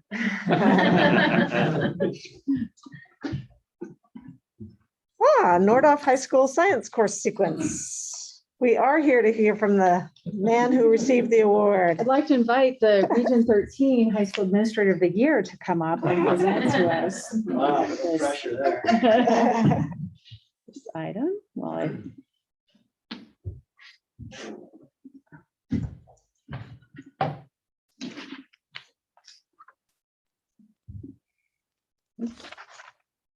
ready? So in conversations with our science teachers and looking at what our current model is, there is a concern among the science teachers that some of our students are not getting adequate education in the physical science realm. As you can see here, in the educational science pathway, what's currently offered is the first class of the CTE pathway environmental science. Those students then transition, all sophomores are taking biology, and then as juniors, those same students are then taking the capstone class environmental field studies. And with a 3-year science requirement, it was our science teachers who were really concerned that our students are graduating without having, adequate exposure to the physical sciences. So we would like to propose a new sequence where all freshmen are taking an integrated physical science class. And in this integrated physical science class, they are getting an introduction to all of the sciences. So not just the physical science, but they also touch on earth and space science. They touch on chemistry and biology. And for those high achievers, we have a similar class in lab physical science honors. And we also felt that as freshmen, it was perhaps a little too soon for students to be branching off into a CTE pathway. And we felt by giving all freshmen a similar science experience, then as sophomores, they will also take biology, but those who are interested in environmental pathway, could take an environmental biology class, which we are putting together and seeking A to G approval for. And at that point, then by the junior year, then you'll notice, then we have, more specialization happening. We feel by, some in the sophomore year, but more so by the junior year, that they will, be more mature and developed and think better suited for picking the pathway that suits their needs. I want to point out this environmental field studies could be taken as 11th or 12th grade. It's not a 2-year class. So my chart could be a little confusing there. So you could do an environmental, so let me back up to my first question. This, I don't see AP physics on here, but I assume it's still an There's no option. change there, so it's not on here, but yeah. So you could Yes. do an environmental science pathway and still have room for AP physics. Correct. So those two top pathways, or non-pathway and environmental pathways. Yeah, and that's the more traditional pathway kids will be taking. Either integrated physical science or lab physical science honors, going to biology or biology honors, chemistry or chemistry honors, and then AP physics as a senior. So that's the more traditional. And then you have the two other science pathways, environmental and medical. And so We will be very busy this spring, building a couple new classes, but thankfully these classes already exist out there, so we're not having to reinvent the wheel here. And we feel this is something we collaborated with our science teachers, and they were in approval of this. So we would like to propose it to the board, but happy to take any questions. Another benefit here is that in the current model, this environmental science class is a G, so it counts as an elective, but not as a science for A to G. In this model, all students take a D level class as freshmen. So what we were doing before is we were having a 3-year science requirement, but if you were in the environmental science class, only 2 of those years were like college science. And so then you still would have had to take an additional year. And so we're trying to really align better our A to G approval in science with what we're asking kids to do for their graduation requirements. And then just as one more side note on the certified nursing assistant, this is a grant that we got, I don't know, not last year, but the year before. Don't know what year that was, but we got this certified nursing assistant. We wanted to offer it this year. This class is very highly structured and highly scripted by the state, and we have to apply, and they actually stopped taking applications for all new programs this year. So we could not apply for this class to be taught. And it has to be approved by the state before we can even, there's 2 parts to the class. There's a in-person theory class, and then there's a clinical part where they go out and work in a assisted living facility. And with COVID, obviously they weren't having people in those facilities, and you can't even do the theory part without being approved, or you can, but it wouldn't count for anything or any hours. So we really just shelved that this year. They are going to start taking applications again, I believe at the end of March. So we're getting ready to submit our application. We actually would not get approval for that until probably September. So we're going to start the class. And our person who writes it is really the person, and Camille, who writes it and works throughout the entire county in these programs. So she's gotten these programs approved, but it's a little bit, the timing is a little bit not in alignment with our class timing, but we're working really hard to get that on the books for next year. But I want to be totally transparent that, some of the pieces of that are a little outside of our complete control, unlike all the other classes. So if a student takes this certificate nursing assistant position, do they come out with a CNA? Yeah, so they take their state test, and you have to pass, we have to have a program pass rate of 70%, or they shut our program down. So it's a really, we do a really good job of, so Camille used to work for me in my old job. And I think she works for Ventura College and adult schools, and she's really like the person in the county who does this. So she will be training our nurse Haley to actually teach this class. So the first year they'll co-teach it, so that then Haley can take it over. Haley actually went through the certified nursing assistant program at ROP prior. So Haley is actually certified to teach the class as well, which is pretty amazing because there's not very many of those instructors who can do that. So we're really lucky to be able, and we have a facility right here, whereas most high schools don't have a facility that's as easily accessible, and they have to drive like to Thousand Oaks or something. So we're excited to get this going. We just behind the hospital, they would just walk across the street. I mean, there's several places. There's only some though that count that they. Okay. My knowledge is only this deep, but Camille and Haley are working on it. But we're lucky to have a place where students can easily access their internship to take that exam. This is a 12th grade spot. So do we have students who are there prerequisites to get into this class, or do we have students that are eligible for this class next year? We don't have prerequisites. Eventually we would want them to go through this pathway, right? So they would be taking this medical chemistry to get in, but for this year, there's no prerequisites. You do have to be a certain age. I think you have to be a senior and you have to be turning 18 and there's lots and lots and lots of requirements for this class. And there's very few of them in high schools. But we're excited to have one. Wow, that's very exciting. Yeah. Dave, I also like this, that with the integrated physical science, like you said, in ninth grade, giving them that chance to sort of, what do I really want to do? And then if they do environmental biology, it looks to me like they could go, actually, I think I'll just do chemistry next year, right? They don't, because they've got the biology.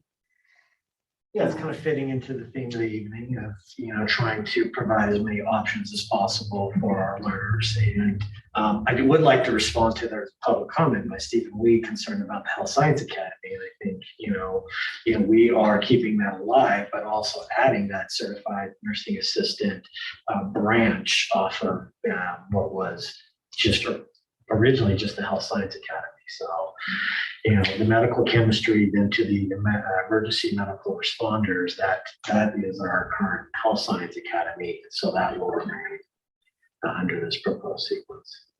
And I really like that the environmental classes are back to back and not split up in the model they were in before, Yes. which is beneficial. But my last question is, what happens if we don't get approved? Then we would have a certified nursing assistant class with no certification and test at the end. And we would probably try and compensate with some kind of summer programming. But there's a certain number of hours that you have to do each semester, 120, I think. And so we've mapped out all that. So if we get approved in September, we'll hit our hours. And if we get approved 2 weeks later, we'll have to have a Saturday makeup. Anyways, this first year, we're doing our best to try and make it work, given all the things, all the delays that, but we want to offer this to our kids and we're ready and we have the people, we just have to get So there's through this. not, it sounds like you're saying there's not a chance that they say no altogether and we have to scrap it and I think we would offer the class, it just wouldn't have, the certificate. it wouldn't have the certification. It's a great class, kids really like it. We could still even do some internships. They just wouldn't. This whole class is designed around prepping for the state exam and getting your hours in. So we would just have a class that is great, fun, and good learning and would prepare you to take it again in the future. Okay. It's so impressive. Just the whole, so this is really something that is attractive, I would think, to families also in the Valley. So, oh, wait, I can do that. Or my child could do that. My learner. And you can see, in ninth and for mostly 10th grade, our students will be following a very similar pathway, getting a shared experience. I think it's very smart to have everybody do a ninth year sort of general thing. We push kids in college to pick a major the minute they walk through the door, and it never works, right? You don't know what you don't know. Right. So I think that's great. I also, I really love the pathways. These are real ones that lead to real jobs. Yes. And so kudos, it's good choices. Well, again, it's a collaborative effort, up in Morris, Dr. Knox, and, our science teachers also working with Mr. Webb and Mrs. Molsky, to come up with this idea of how to essentially reinvent ourselves. Thank you. Unless there's further discussion, I'll move to approve the revised science course sequence at Nordhoff for next year. I'll second. All those any more discussion? All those in favor, Shelley? Aye. Michael? Aye. Rebecca? Aye. Jane? Aye. That passes 4-0.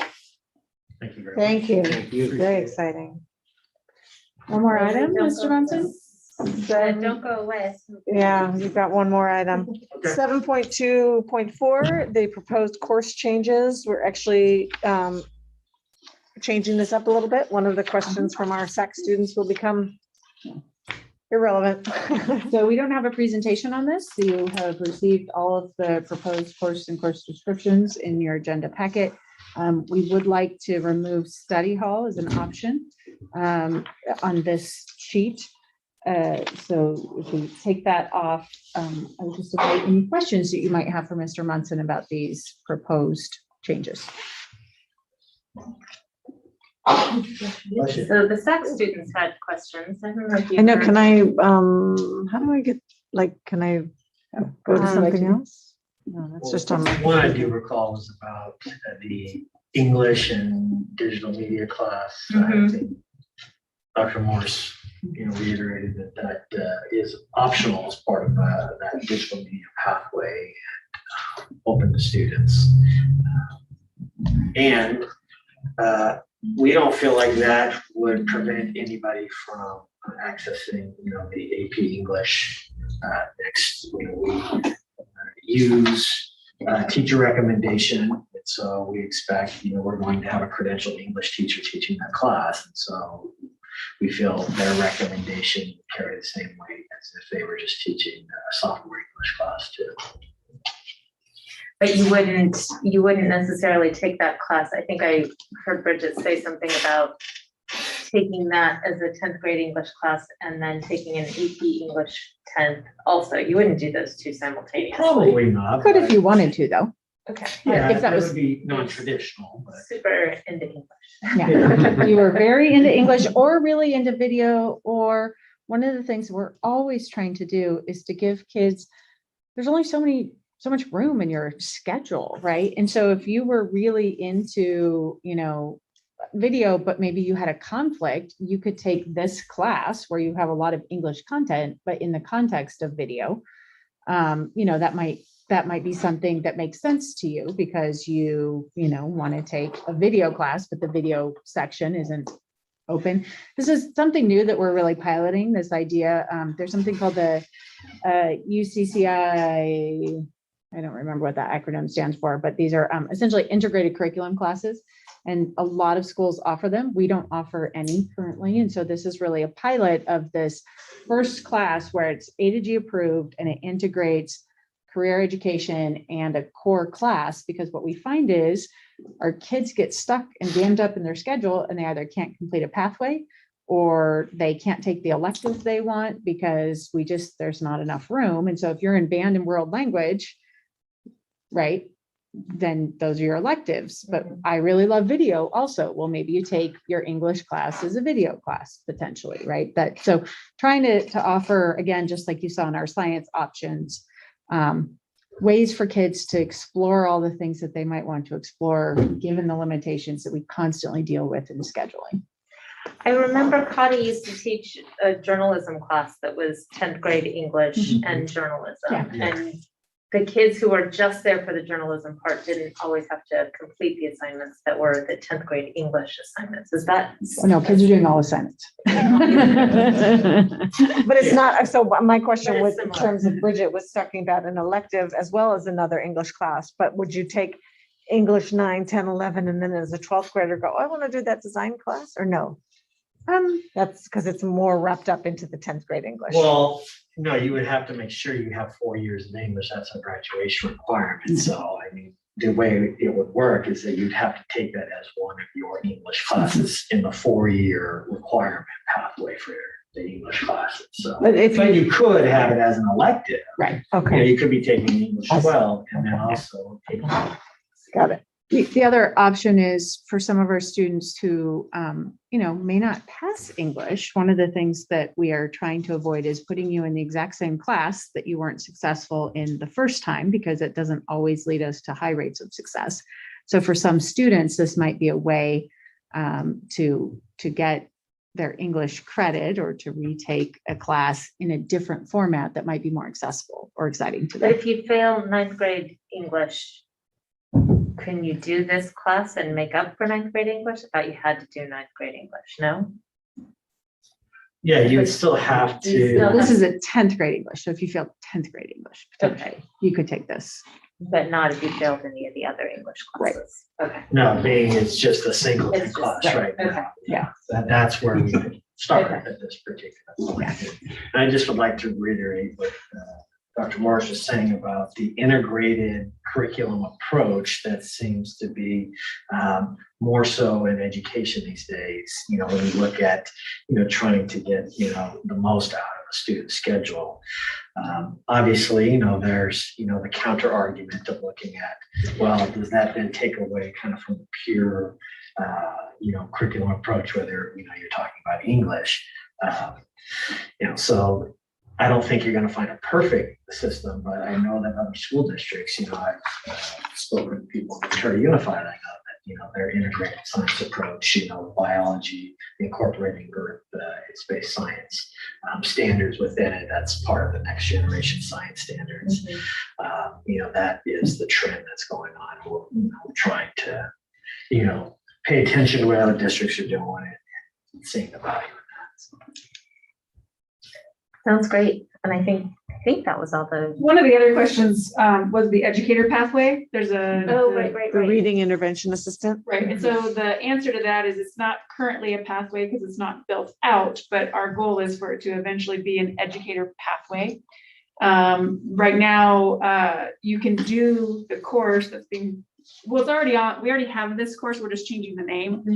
Nobody signed up for it last year. It was difficult with around COVID and registration to get kids excited about it because it's brand new. But essentially what these students are doing is they're learning the Sunday system, getting the certification to use the Sunday system in the elementary school. So we're hoping to get a small group of students who will try it so that we can build some excitement around it. And then after that, decide how we build out the pathway. It'd probably be something like taking psychology, for example, 1 year, and then doing the teaching assistant the next year so that there's some skills that correlate to the kinds of things we want to have an understanding about to, work with children and understand their development and that sort of thing. So it will be a pathway someday. Well, actually, that kind of reminds me, one of the districts that was at this webinar last week, they have a educator pathway. And they have, I don't know how they've done this, and we'd have to, you're such a great person looking for partners. They have found a way to help pay for if you go through the educator pathway, they'll help pay for college if you come back for 2 years and teach for 2 years in the district. They have something like 75, maybe I'm wrong, but it seemed like a big number of their. That was 30, coming back and teaching in the district. So exciting. But in order to get that help, that scholarship, you have to go through the educator pathway, and then you have to come back and teach there for 2 years. Well, we're excited about this. I mean, we've talked, for many years, we have all these other CTE pathways, but, one for our own profession, to kind of fill the coffer, so to speak, because we know what the numbers are saying out there that, we're going to have quite a few retirements of teachers. That's, one, I think has already been exacerbated by COVID, more retirements coming, but, we have to think about the future. And I think, the educator pathway just makes sense for us. There seemed to be a lot of enthusiasm from the staff. That's great, particularly having, our students go and work with the younger students, great modeling there. And, our high school students, believe it or not, they talk about going back and, being at the elementary school. Some of it's nostalgia, but I think, if we can get this going, that, I think we can really get more kids interested in working with our younger kids. Sounds great. Thank you for remembering that. Anything else? Is there a motion to approve the course changes in names and additions of new courses? I move to approve. I'll second. All those in favor, Shelley? Aye. Michael? Aye. Rebecca? Jane? Aye. That passes 4-0. Thank you. Thank you. Thank you. And congratulations again. Congratulations. Thank you. There's our middle school student achievement and instructional program, grades 6 through 8. As a reminder, to follow the award winner. So as a reminder, we're presenting every single month on a spotlight on student achievement and the instructional plan. This is, according to CSBA, one of the core functions of the school board. We do hear a lot of concern in the community around test scores, and sometimes it's not easy for the community to see that the work we're doing, particularly because we haven't had new test scores in 4 years. And so this is our way of showcasing to you what we're doing at the site level in every grade band to work on student achievement. And so I'd like to introduce Ms. Kelly Stone, our principal, and James Anderson, our assistant principal at the middle school, our brand new administrative team this year. Thank you for having us. We're pleased to be here to go over our student achievement and instructional plans for 6th through 8th grade this evening. Regarding our core curriculum, obviously core curriculum adoptions take place on a 7-year cycle. So these are things that you're probably familiar with and have seen prior to this presentation. Our ELA is through StudySync, math is CMP3, social studies is through Studies Weekly, and our science is the Savas Realize curriculum. One of the advantages for each of these curriculums that we've adopted is that they do have really robust online, like digital resources, in addition to having consumable resources that students can use. And the teachers like the balance between those two things, as we do have Canvas available. Many of these things are loaded up into Canvas and the students have access to them online, either in classroom or if they're, at home, for example, during quarantine, that was really a support that they needed. But having the consumables in classroom is also wonderful. We've gotten a lot of interest in having more pencil and paper work as well. So having that flexibility has been an advantage with these particular curricular resources. We are now in a new adoption cycle for mathematics. And so our math department has begun to examine new curricular sources to look at for our students next year. And we understand that this is an area of particular interest, especially to our parents. This is something that gets voiced to us through our PTO. And while the CMP3 curriculum is a very strong curriculum and is certainly very clearly tied into the integrated math standards, it is perhaps proving not to be the best fit for our students at this time. It doesn't necessarily have the types of supports that we'd really like to see, considering the learning loss mitigation that we're attempting to achieve at this point. So we're looking forward to piloting some new curricular resources next year in mathematics. It feels like we just adopted that. Oh, gosh, I was thinking just the opposite. That's been around forever. Total was really the first to, Yeah. Total and Nordoff to adopt a math curriculum when Common Core came out. And so. It wasn't even a whole bound book. because Right, They right. Oh, it's a whole There's so much more out there now.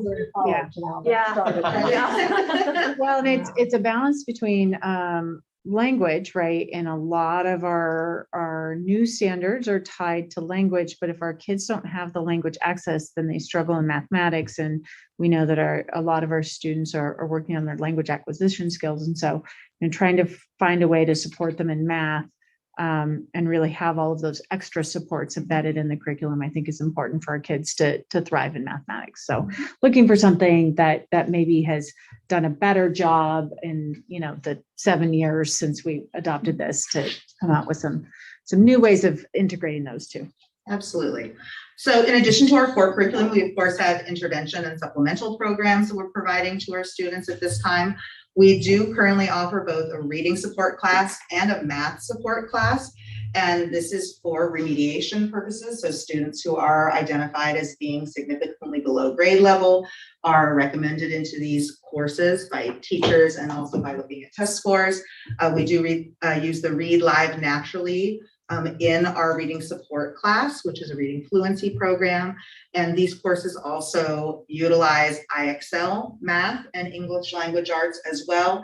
But of course, the IXL program is available to all of our students in grades 6 through 8, and we are using that data on an ongoing basis, to establish and evaluate where our students are on grade level. I know Dr. Knox did a very thorough presentation about where our test scores were based on our IXL scores last year. Of course, this year we'll be using CASP testing and be transitioning over to that. So we're getting ready for that. Actually, we started talking about that today. Just to add, so in these two classes, reading support class, it's not to do your homework. It's really about skill development to bring kids up to grade level so that they can access their grade level curriculum. So if I can't read, I'm not going to be able to be successful, most likely, in my English class. So I might have an English class and a reading support class so that I can learn those reading skills that I need to access the core curriculum in all of my other classes. And so it's not the same. It's not study hall. It's not tutoring. It's not really intervention. It's not help with assignments, it's really bringing kids up to basic level in their skill development. That feels new. Is that kind of new, that model for us? No, I don't think we've ever told you about it. But it's not new. Yeah, and we're constantly looking at retooling and are we seeing growth? Are we really developing their skills? Are we really making progress towards grade level? And if not, then we need to constantly be retooling those classes so that we're making the progress that we expect kids to be. It's not intended to be a life sentence for kids. It's really intended to get them rapid gains in skill development towards grade level. And what has changed is the programs that we are using in those classes, but the classes have existed, I think at least as long as I've been back in the district, so 7 or 8 years. We use some of our Title I funding and for those courses specifically. To also help mitigate learning loss, we have weekly math tutoring, both during lunch and after school by a credentialed math teacher. We also have our Eagles Nest tutoring. This is Monday and Thursday from 3:30 to 4:30, in which we have a peer tutor from North High School. Her name is Caitlin Westcott. She's great for the kids. She really can relate and kind of help them get their assignments done in kind of an approachable manner. And we also have our bar grade level team meetings. During these meetings, we do something known as risk review, where we identify student strengths, as well as kind of figuring out how can we help some kids that are not involved on our campus, that don't feel like they belong to our culture, get involved. So what we've been doing is we've been actually identifying students that are academically at risk, students that have, multiple D's and F's, and inviting them to academic support clubs based on grade levels. So those are on Tuesdays and Thursdays during lunchtime. And we've also partnered with parents by supplying them with academic contracts, kind of outlining this program and giving students the choice. Do you want to come, during lunchtime, or do you want to come after school during Eagles Nest? So it gives them kind of the option and flexibility with their schedule to kind of be supported and to be successful on our campus. We wanted to make certain that we were holding the line for student academic achievement, but also that in addition to holding the line on things and saying, we expect you to do this, we're also going to help you, right? We're going to provide the support that you need in order to be successful. And the fun thing, anecdotally, that we found is that there are other kids who aren't being asked or invited or required, to attend, who are walking by the rooms and going, can I come in and do my work too? Is that okay? Because it's a quiet space where there are caring adults who are interested in supporting the kids and helping them with their work. So we're really excited about this. We started off with our 8th graders, and now this week we're getting our 7th graders online, and then next week we'll be getting our 6th graders online. So we're doing it in a phased way, and we're seeing a lot of success so far. We're really excited about it. Mm-hmm. So is the math tutoring and the Eagles Nest, are you requiring some students? Is it required or is it optional for the students? Well, what we're doing really is communicating with the students directly. First of all, we've called each of them in for individual meetings and said, hey, we noticed you're failing classes. We don't want you to do that. We want to provide you with some support, but we're going to ask you to come. You need to choose one of these, or after school and or lunch. We're really looking for a commitment from you for 2 days per week to come and do this. And once we see that you're, making some strides forward, it's not going to be required. And we've also found that the parents have been overwhelmingly really supportive of it and looking for that additional support from home. Many of our parents, work in the, into the wee hours, and they don't have the opportunity to support their kids at home with, additional academic, lift. And so this is something that we're really finding successful so far. Could you come at lunch and after school? Absolutely. You can come as many times as you want. In addition to that, of course, we do have students who are looking for more challenges on campus academically. And so to support them, we are offering advanced mathematics in 6th, 7th, and 8th grade. And of course, we do have students who are going to Nordhoff for mathematics as well. And they come back on the bus with us in the morning, and it's lovely. We also offer advanced English currently for 7th and 8th grade.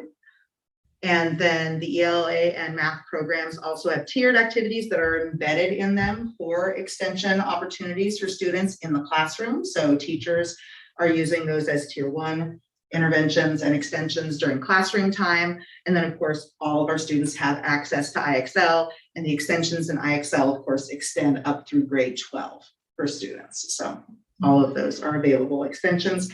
We'd of course love to add on to this, you know, as we move forward. I know that Alex Mejia has been working, you know, on GATE program introduction into the elementary school. And so we're certainly hoping to be able to support that as we move forward. Alrighty, so as a part of our bar program, we have something known as I-Time lessons. These are social emotional learning lessons to kind of help our students kind of get a sense of community, get to know one another better. It's a lot more difficult to, you know, bully or disagree or hate someone that you've kind of gotten to know, learn a little bit more about their life experiences.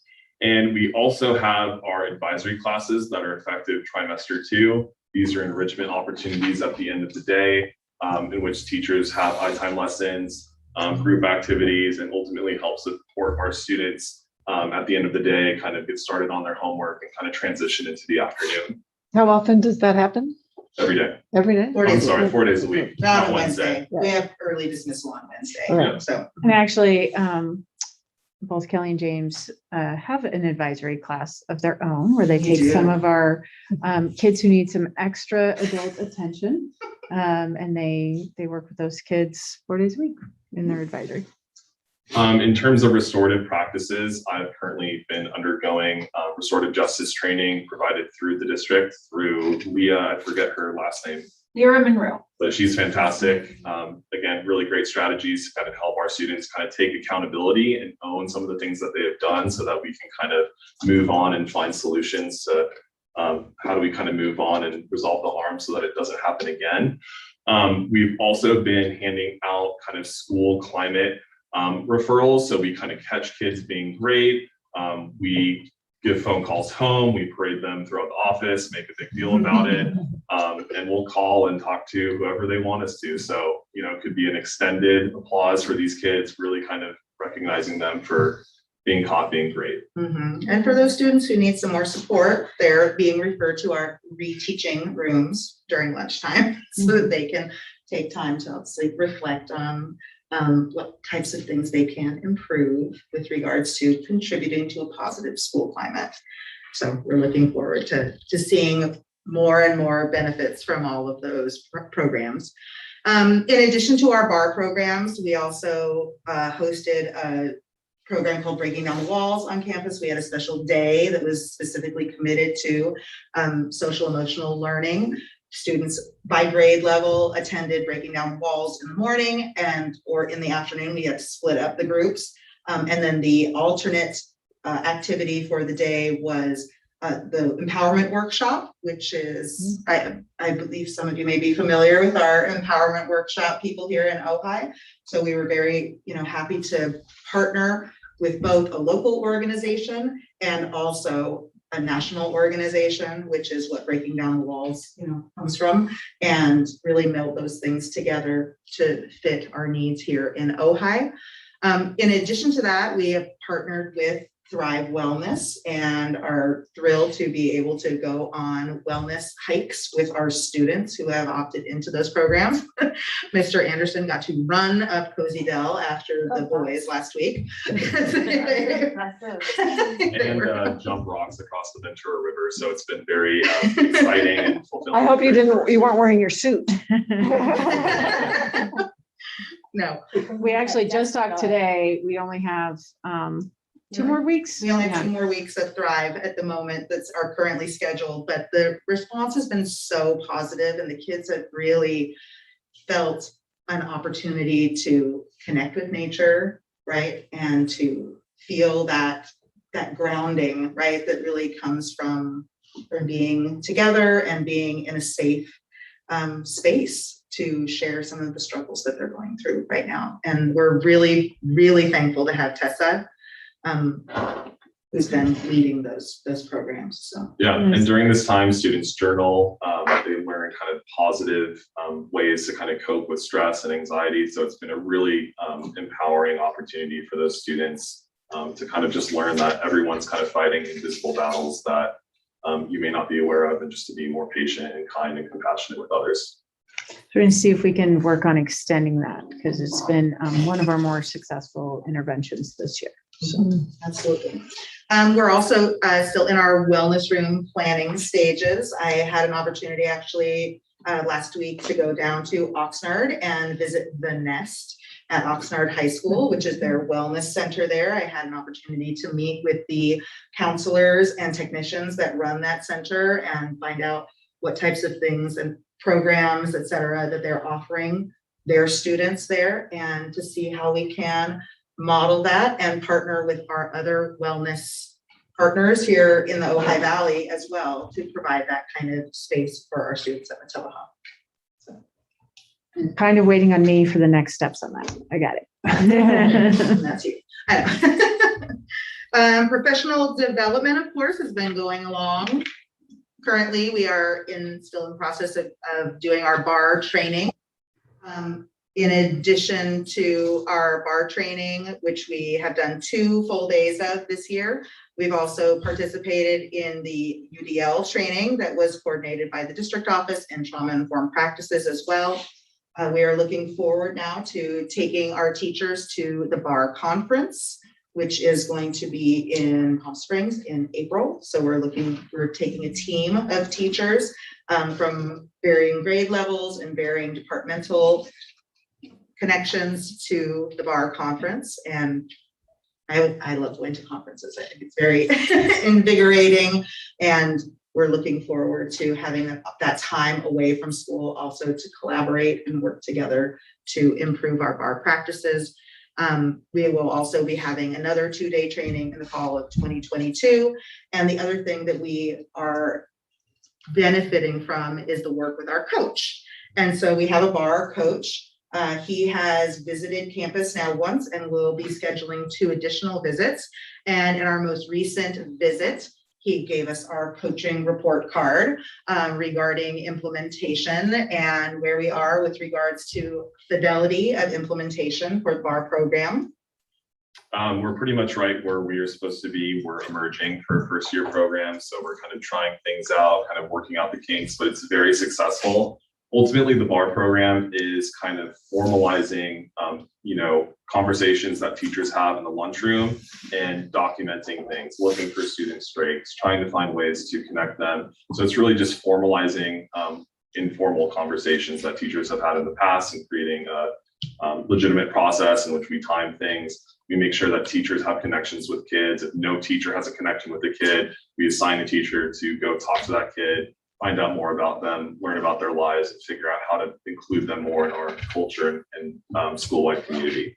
And at the end of the year, our bar coach and the bar organization will also be providing a really robust report on where we are with regards to our bar implementation and make recommendations for the following year and what types of things we should be focusing on.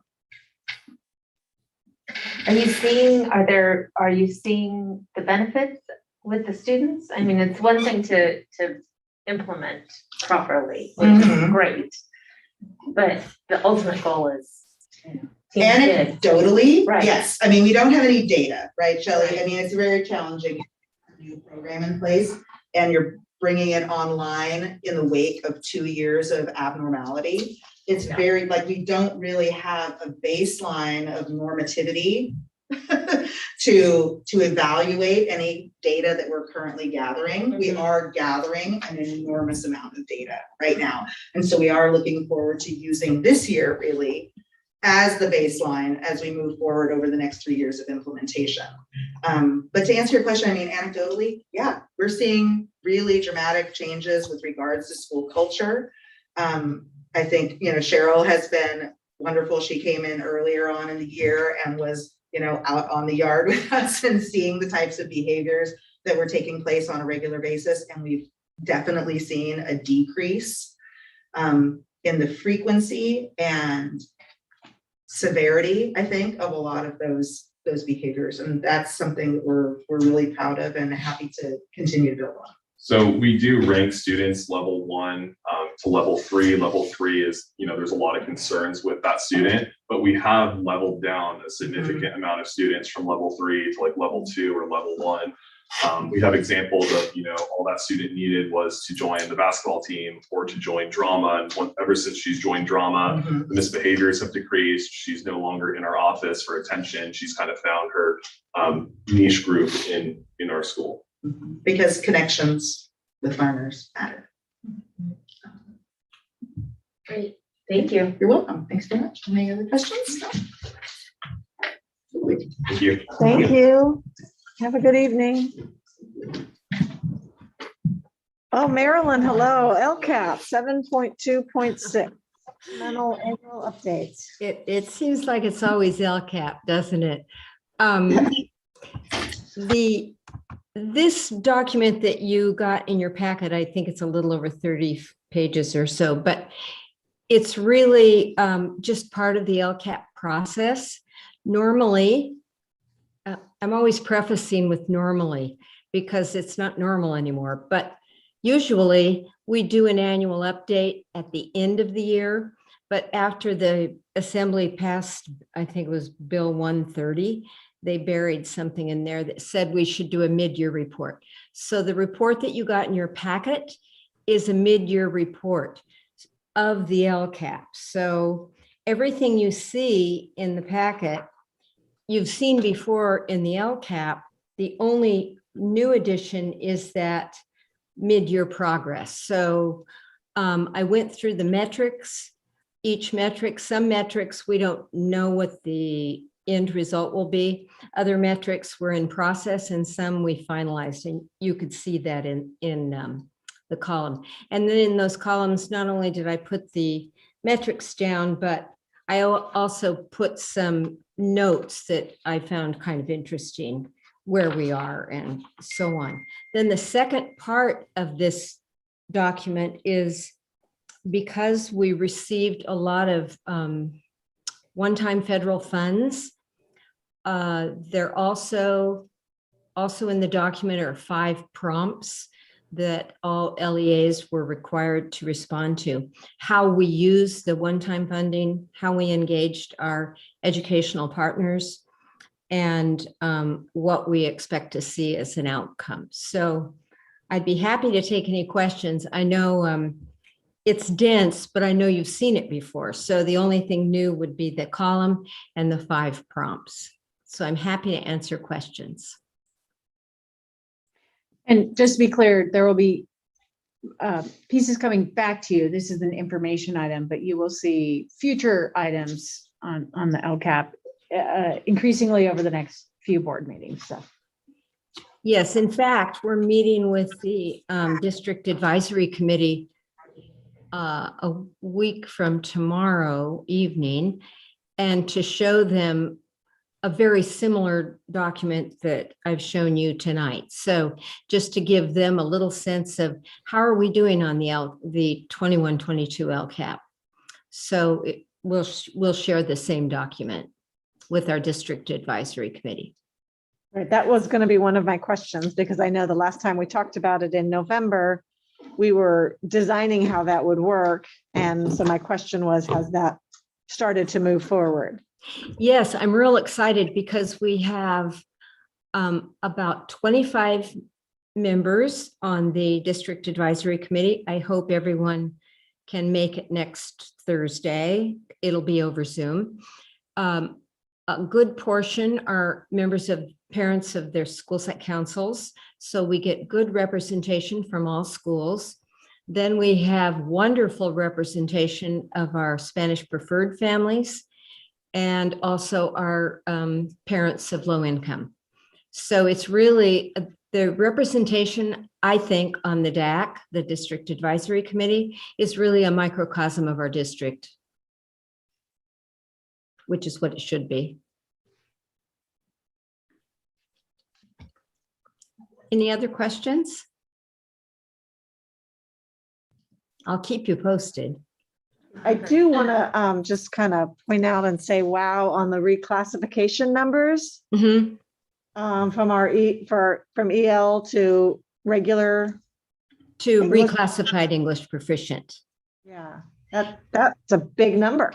It went up significantly, and I think it was a pretty low number before. I don't have it right in front of me, but I think we didn't reclassify for a year during the pandemic, that kind of thing. So that could result in the higher numbers. And right now we've just started this window of summative LPAC testing. So hopefully there will be some more emerging bilinguals who would be reclassified after we test them. I have a quick question. So Sure. like the mid-year LCAP, I mean, like the primary goal, I think from the state is just to see where we are with spending and progress towards goals, right? So it looks like we're spending really well in some areas, and then other areas. Yeah. Could you describe what the challenges? Marilyn, for those can areas? I'm going to preface a little bit. Jump in. We, as you know, had some massive personnel changes in our business office. And so we have been struggling to classify some of our spending appropriately. So we are doing, and to really identify when it's being spent towards one of these goals. So yes, there are some areas where we have additional expenditures. There are also, it's equally likely that we have not classified our expenditures properly. So we are doing, Katrina Madden and our business office are doing a lot of work and really looking through expenditures to reclassify them and recode them according to LCAP goals. So when you see this again, it will look different. We're trying to do that work prior to second interim. I'm not sure if we'll get it all done. We also are restructuring our system so that we're including Maryland. And this is an issue across all districts. Like I remember when I worked at VCOE, we tried system after system after system to try and really get sites to identify when an expenditure should be tied to an LCAP goal. It's just a constant struggle. So one of the things we're going to do is put Marilyn early on in our purchase order process so she can see them and she can help identify them instead of trying to do it on the back end or having somebody in the business office who doesn't always know that something's connected to an LCAP goal. So I don't think the issue is really our spending. I think the issue is our system and how we code our expenditures properly. And we're doing some significant work to improve that. I'll add to that, Tiffany. I had a meeting at VCOE last week, and Ventura Unified was on, and we were in breakout rooms. Ventura Unified was there, and he had the same problem. And it took all summer to really hone in on making sure that each personnel expenditure was attributed correctly and so on.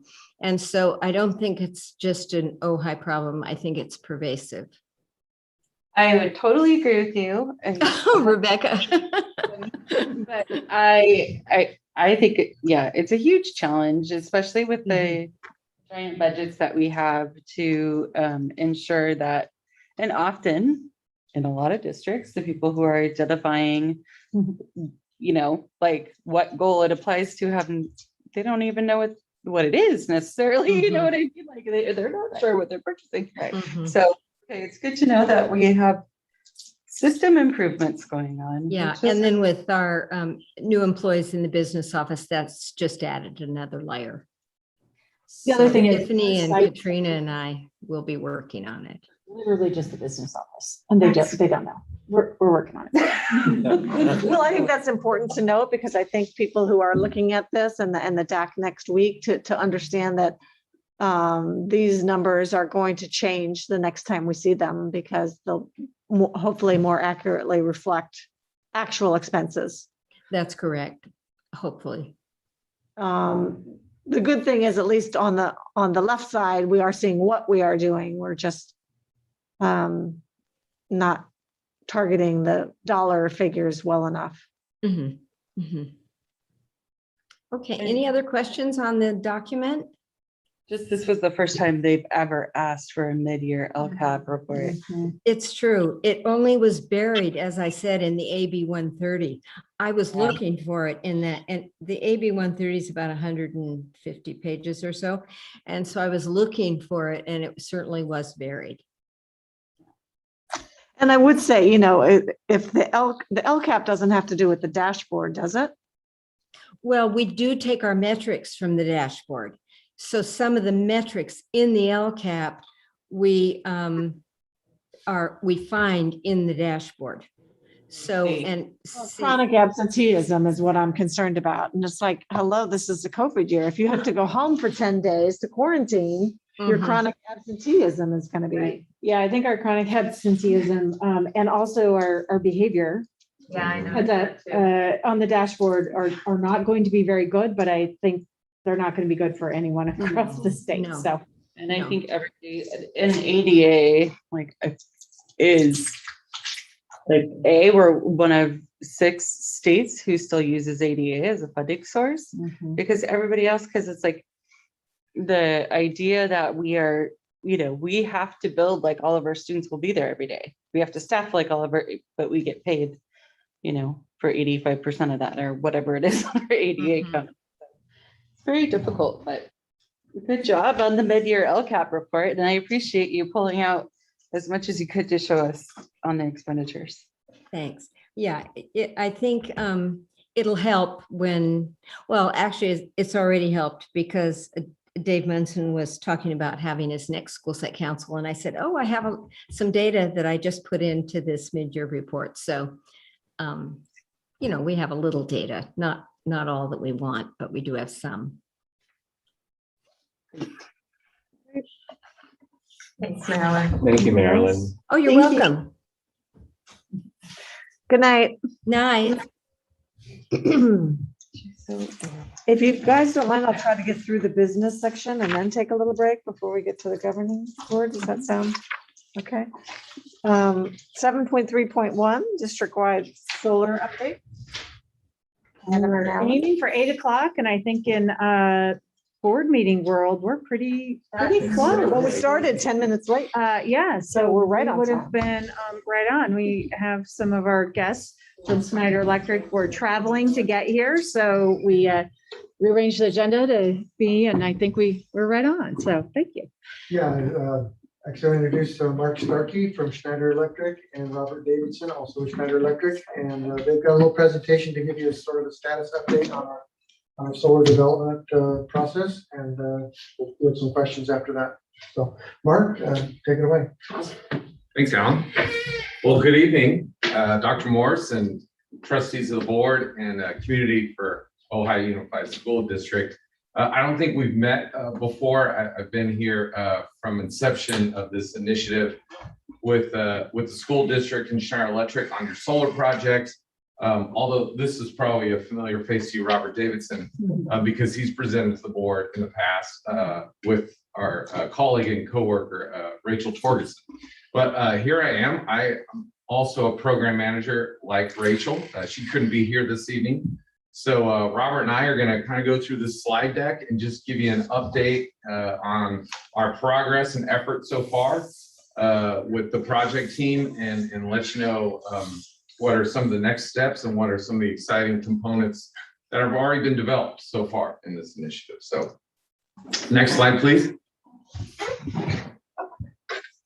You can actually click through, maybe it's doing a line by line, but just to recap is perfect. Just to recap here, you put out a solicitation. It was an RFQ. It was a request for qualifications, and then you went ahead and selected us at a board meeting. It involved a public hearing utilizing a government code 4217, which basically states that if a project is producing energy savings as a result of the performance of a project, then that code can be used to select an energy services company, which Schneider Electric is. And then obviously today is tonight's board progress update presentation. So just want to recap a little bit of the history there. So a few milestones going back, I would say just from the design kickoff meeting, which was in late September, is the district also asked us to tap into some additional funds that were provided by the California Energy Commission, the CEC, in the form of this AB 841, Assembly Bill 841, which is for a ventilation grant. And so we're able to grab some of that money for you in tandem with working on the development of the solar project. So kind of a slightly different initiative, but kind of in parallel efforts with the same project seen here at Schneider Electric. Over the Christmas break, we were able to do some really important surveys. So not only surveying your sites, but doing some underground with technical pieces like underground radar and identifying irrigation, storm drains, things like that, where when we're utilizing solar arrays, we're driving columns in like you've seen shade structures and carports. So we want to make sure we're not going to harm anything. But I think some of the early effort, in addition to the geotech and the underground radar and identifying all those, is doing the necessary energy analysis. And energy analysis is going to allow us to look at your utility bills at each site, at each meter, and identify the level of viability for all your school sites. And so we conducted all that energy analysis, and that really concluded what we're presenting to you tonight. And so where we are at as of today is about a 30% design phase. We're about a third of the way through the design phase. I wouldn't say that it's chronologically where, hey, we've been working on this for the last 3.5, 4 months. And so if we're only 30% done, we've got another 8 months to go or whatever it is. It doesn't work like that. It's probably from 0 to 30% is probably the longest time and duration. And then I would say 30 to 60 is even a more of a compressed time. And then 60 to 90 is just fine tuning before we submit to DSA. So next slide here. So I already talked about the 30%, but where it's really boiled down to is you have 3 viable sites for solar. And when we're talking about viability, we're talking about return on your investment. So it makes financial sense to invest in solar. It also has a really strong environmental impact for the solar on those 3 sites, as well as the site conditions are conducive and are very conducive for installing solar.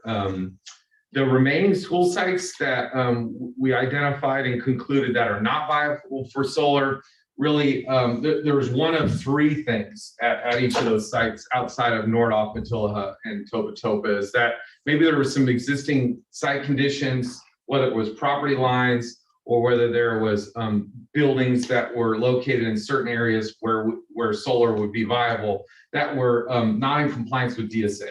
DSA code or restrictions by DSA. They were also, some of them were smaller sites, so they didn't have enough electrical load where an investment of solar just didn't make sense from a return on investment or a financial benefit significant.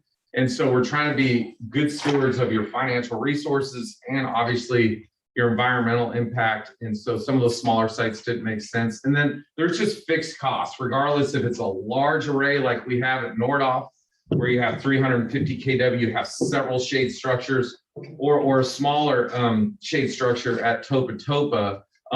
There's still fixed costs of materials and labor and construction. And those fixed costs, again, eliminated several of the other school sites where we're left with these 3 that are most viable in the district.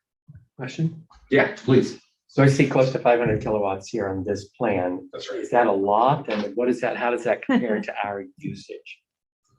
So I'm going to let Robert jump in here as the technical lead, but go ahead, Robert. So the abbreviated answer is that equates to about 55 or 60% of your annual utility spend on electricity across those sites. So Topa Topa's usage is pretty similar to the other small elementries at Summit.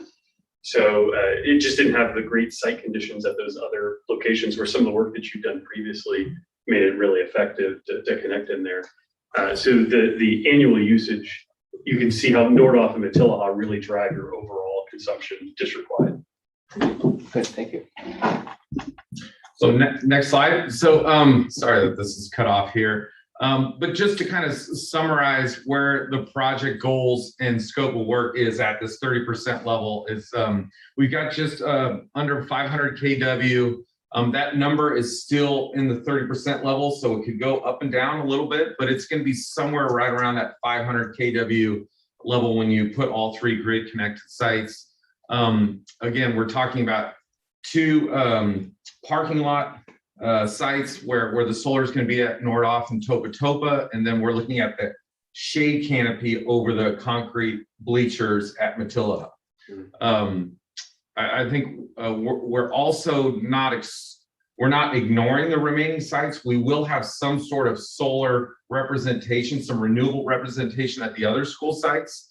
And 3 things that bubbled up is picnic tables that have a cover on them, a canopy on them with solar panels where you could use them as a charging station. You typically don't have to run those through DSA, so we can do those cost effectively and still touch the other schools with some sort of renewable component. The project team at OHI really thought that that was very important for the remaining sites that don't have the grid connected solar. I think another one is we have like a portable, it's almost like a camping kit, but it's like a microgrid, like the one that we're focused on at Nordoff High School, that comes with a battery, an inverter, solar panels where you could power up something renewable, whether it's, you know, for a culinary event to cook outside or whether to use as charging stations for devices. And then another one is where it's a wind turbine that also uses renewable energy from the sun. And so those are just 3 examples that we're kind of working on. Again, we're still at the 30% level, but we do want to make sure that we have a solar representation at every single one of the school sites in the district. Another thing is bringing EV charging to both Nordoff High School and Topa Topa. So we're focused on 6 charging stations at the high school and 2 at Topa Topa. And there's some great grants and rebates that we're already applying for. I'll talk a little bit more about that in a later slide. One thing that we're really excited about is this battery that we're equipping and supplementing the solar at Nordoff High School. The value of that is really into a peak demand shaving, probably half your bill on your utilities at the high school is demand charges, just when you use your energy, and those spikes in the battery is complemented with a solar where we can shave those peaks, reduce your demand charges, and that has a positive overall effect on reducing your overall utility bill. But also then using that same battery and with the solar for a backup power microgrid to make the high school resilient from the gymnasium and the cafeteria location. Your gymnasium, of course, has been named an emergency Red Cross center, and so the district really wanted us to work on turning that into a microgrid. There's only 3 microgrids in the state of California right now that are either being developed or in operation. So out of 1,200 school districts, we're excited to bring a microgrid to Ohio Unified School District, and this will be, like I said, less than a handful around the state. So another exciting piece is that in addition to the battery, we did identify a storage generation incentive program rebate from SoCal Edison, and you've already been approved for that. That's an additional $600,000 that's going to contribute to offsetting the cost of that microgrid and that battery storage installation. And then we have a few additional benefits on the side. In addition to a lot of the utility rebates and the AB 841 rebates, we've also engaged one of our grant writing consultants, and the project team at OHI has met him. His name is Andrew Henshaw. He comes from a company called Learn, Design, and Apply, and we're actually focused on a federal grant for you for millions of dollars. And it really is revolving around resiliency and energy efficiency and renewables. So we're going to put an application in for this summer, and we'll find out if you're awarded for that grant by early fall, late summer, early fall. So we're excited to put that through for you. We're also building a communications campaign with Dr. Morse and Linda, your PIO, and we're going to unveil that campaign to the group in the next couple of weeks. And part of that effort also is coordinating some special events where students can be engaged, community as well. And so we're going to recognize Earth Day event with some of the great strategies and efforts we've already developed here. Earth Day is on April 22nd, a Friday, but we're either going to use that week that Earth Day lands on or the following week.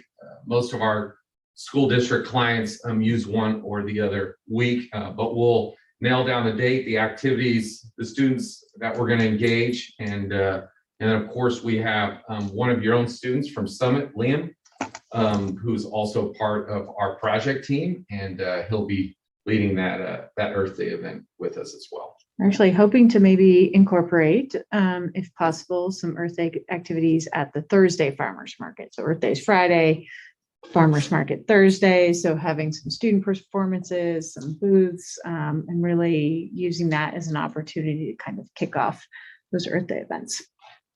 Great. Yeah, so I'm going to have Robert talk a little bit about some of the scope details at each of the 3 grid connected sites. You'll go into a little bit more of the weeds. Mark gave a really good overview of all the stuff that's there, but at Nordoff, what we're looking at is a 344 kW solar array that spans the parking lot, that several different rows of shade covered parking, columns in the middle of the slanted parking spaces, arrays over the top of them. Should be really, really great. One of the things we will have to do is make some ADA compliance modifications in the parking lot, ensuring that all the parking spaces meet current codes. And whenever you touch the parking lot, that's a requirement. So that's a part of what we'll be doing as part of the project as well.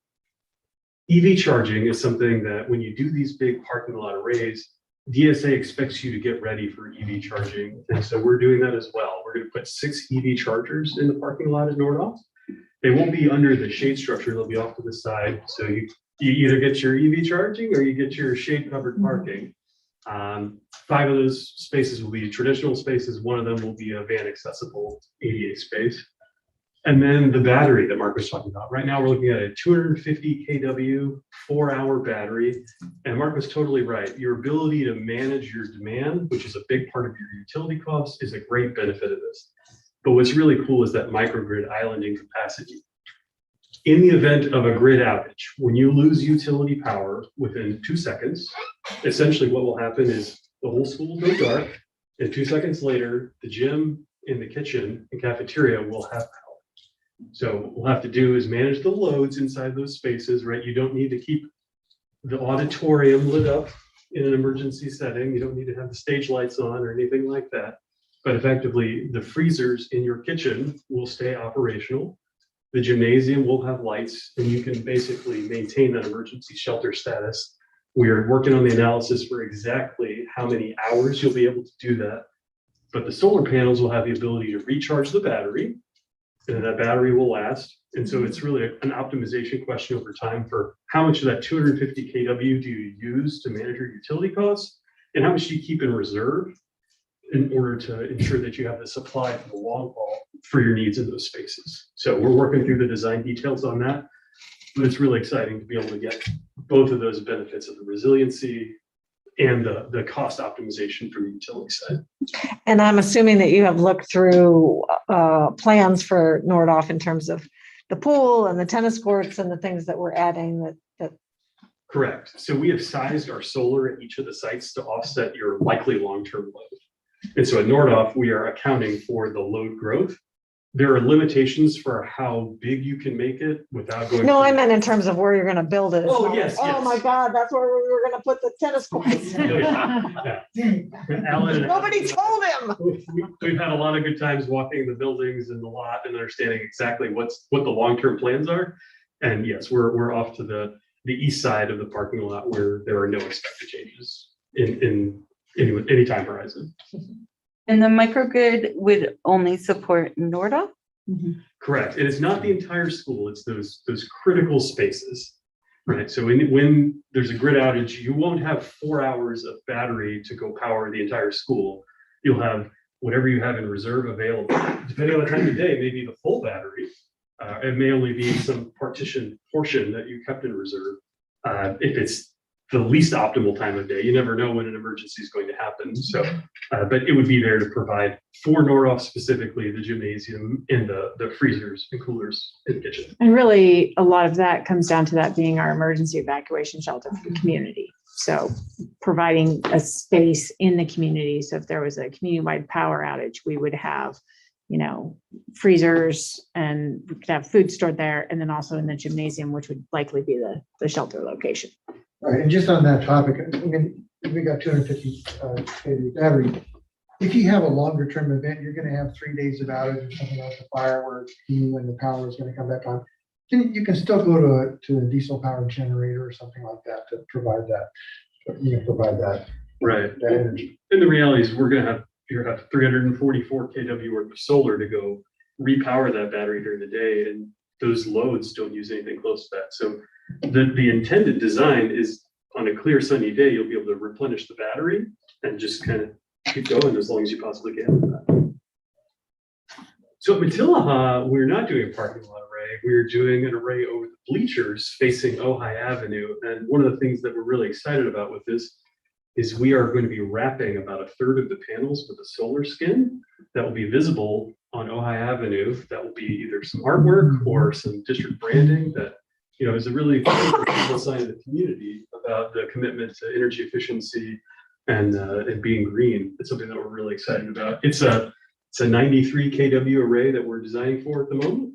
It's going to cover the western half of the bleachers effectively. The columns will be down at the bottom step and really cover and provide productive shade over the entire seating area.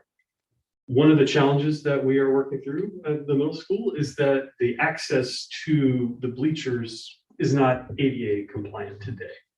Right, there's a pretty severe slope from the volleyball court there down towards the bleachers. So we're going to address that. We're going to make sure there's an ADA compliant path of travel to get there.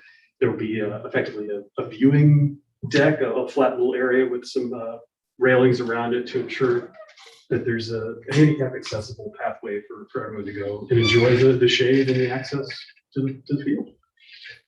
Will the basketball and now disc golf goes right through there also, I believe? It seems like there's a lot of potential for damage from playing in that area. Is that a concern?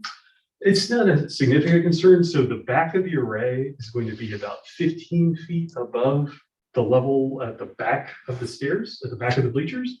And so you're up another few feet from there and then way across the volleyball. If a volleyball hits the solar panels, it shouldn't be an issue. Now, kids will be kids. It is within reach for them to do damaging things, but ordinary activity shouldn't be a problem, and it will be high enough to where it shouldn't be a target for easy menacing. I would also say is that a lot of our Central Valley in California, Central Valley K-12 clients are using solar panels much like this for shade, whether it's to be on the sidelines for a soccer field or a football stadium, just to be protected from the sun. And we haven't really had any problems with damage. I mean, every now and then there was like a hailstorm and a couple of panels got damaged, but nothing out of ordinary where like a kickball, volleyball, basketball isn't going to do really any damage. We can keep playing disc golf there. Yes, I was going to say. Yes. They're not going to hurt. And you'll go up there and get my disc when I. I can arrange for that to happen. We can break that slope up a little higher. That'd be great. Well, and I have to say, we have needed shade there so long. That is a desperate need for shade spot. So in that sense, yeah, it's great. I'm excited about it. I think it'll be kind of a flagship location for everybody driving down the street to kind of see what you're doing. It'll be a very visible implementation. And if we move to Topa, it's a much smaller site, but like I said, the work you've already done on the electrical upgrades there made this really easy for us to come up with a good solution for that was cost effective, even at its small size. It's a 50, I think it's 50.7, 51 kW array there. That'll cover the kind of the western edge of the parking lot to the ADA spaces. Also, like Nordhoff, when you're doing work in the parking lot, there are some ADA upgrades that we're going to have to make to the parking to ensure that everything is fully compliant there. and that's part of our solution as well. We're doing EV charging there too. The plan is to put 2 EV chargers, one that's van accessible as well. So pretty similar to Nordhoff on the kind of ratio of EV chargers and PV. Savings wise, we're looking at about, like I said, 55 to 60% of your utility cost by addressing the PV at these sites. Over a 20-year period, that equates to about $4.5 million. Yeah, there's the economics on this. By winnowing down the project the way we did and taking a long time trying to vet which sites are most effective, I think we're positioning things really well for productive solar savings. So that's actually my question. You know, usually when you put up solar at your home, you're trying to cover about 90% of your costs. But the size of these, as the expense goes up, makes it not as. So one of the things that Mark was saying is that there's fixed costs with any array. You're going to have to trench from where you have the array to the electrical connection, the point of connection, and all the electrical gear there. It's pretty similar whether it's a small array or a very large one. So at each of these sites, we have attempted to optimize for about 90% of the likely long-term load, and then tailor that based on the other design challenges. So that's part of it. So for example, at Nordhoff, to go to 90% of the likely long-term load, you end up exceeding the transformer capacity at the most cost-effective point of interconnection. So we've downsized it, and it's more like 85% of the likely long-term load. But we don't have to do high voltage trenching all the way across campus to get to somewhere else where there's a different point of interconnection. So there's always a little bit of balance there. But our vision here is 90% roughly of your consumption at each of the sites where we're putting in an array. Okay. But because of your demand charges, we can't eliminate those fully. So, I mean, just to piggyback on that, some of our sites that are elementary sites that don't use a similar amount of energy as Topa, we have to go in and redo all of the electrical upgrade, just like we did at Topa, which was a $700,000 project. By the time you do that to the other schools and they don't use that much energy anyway, you can't save enough to pay it back. Yeah, so I'm going to step back in here. Net energy metering. This was something that kind of made front page news probably around Thanksgiving time last year. It was something that the CPUC, the California Public Utility Commission, announced probably a little bit more than a year ago. And they've done these upgrades like utility providers do. And what we saw coming, going from net energy metering or NEM 2.0 to 3.0 is we took a lot of our solar clients and didn't just read the legislation, didn't read just the policy, but we actually put the new tariff and charges on some of our existing solar clients and identified that if they were not grandfathered, if they weren't on the present net energy metering tariff, then they would lose about 50 to 75% of their projected savings. And so it's really a disservice to anybody that wants to, in the near future, invest in solar. So one of the things that we determined early on, after we executed the contract, was let's get the district grandfathered on NEM 2.0, so there isn't any future diminished returns on your investment. What's been interesting though over the last couple of weeks, and I think it's really because it's made front page news, is that the CPUC has moved the dates of when they're going to effectively come up with a final decision on NEM 3.0 and impose it and implement it. Right now, the latest since the CPUC came out late last week and said from a deadline of February 24th, it's now moved to an indefinite date. And they're still talking through how they're going to implement NEM 3.0. But the good news is you're already grandfathered on 2.0. Your savings is what we're projecting. Doesn't matter what SE does in the future with this net energy metering policy, because you're already grandfathered and approved on 2.0. So just want to make sure you had that update. Next slide, please. So we talked a little bit about approved grant funding already. We talked about the AB 841, the almost $22,000 for filter replacement CO2. This is all indoor air quality measure from the CEC. And I think you actually had a resolution item before this one on an update. So sorry if I'm repeating. But and then of course for the microgrid and the battery storage and the resiliency, another 600,000. So again, we've already made sure that the district is getting those funds. And then here's some additional funding opportunities that I've mentioned. It's SoCal Edison's Charge Ready program. We want to make sure we captured some money to cover any electrical infrastructure or EV charging rebates. So we're applying for that SCE Charge Ready. We're probably a few weeks away. We still have to spec the type of charging station and the locations, but then we can populate those grants, and we've been very successful after getting that money for a lot of school districts. This big one here is from our consultant learn, design, and apply, and it's called the Energy Efficiency Improvement and Renewable Energy for Public School Facilities. And that's the one that we're going to go ahead and populate this summer, and then hopefully get some of that money awarded. That's typically you have to have a 20/80 where you're at least investing 20% of the total project amount from the district, which I don't think we're going to have a problem with that. And then 80% would be carried if you're awarded this grant. So we're excited to try to get any money we can from this federal program. They're also looking for a couple of other programs for the district that you guys would qualify through this project initiative. And then this Cali VIP, which is a local county grant for the EV chargers and infrastructure. So we're trying to find as much money as we can to offset any project costs, so we can obviously help you prolong your bond money, because you obviously have more needs than you have finances for. So and funding for. So we're also looking forward to, with some of the new infrastructure bills, there's potentially some funds for electrifying our fleet. And so we're looking at how we can do that. And so these chargers are important because we'd like to transition, for example, our tech vehicles. Well, one, we'd like to have more than one tech vehicle so everybody can actually do their jobs. But that being said, so we're actually waiting to buy another vehicle because we're hoping we can find some grants for electric vehicles. But tech and maintenance to really try and have those all be primarily electric.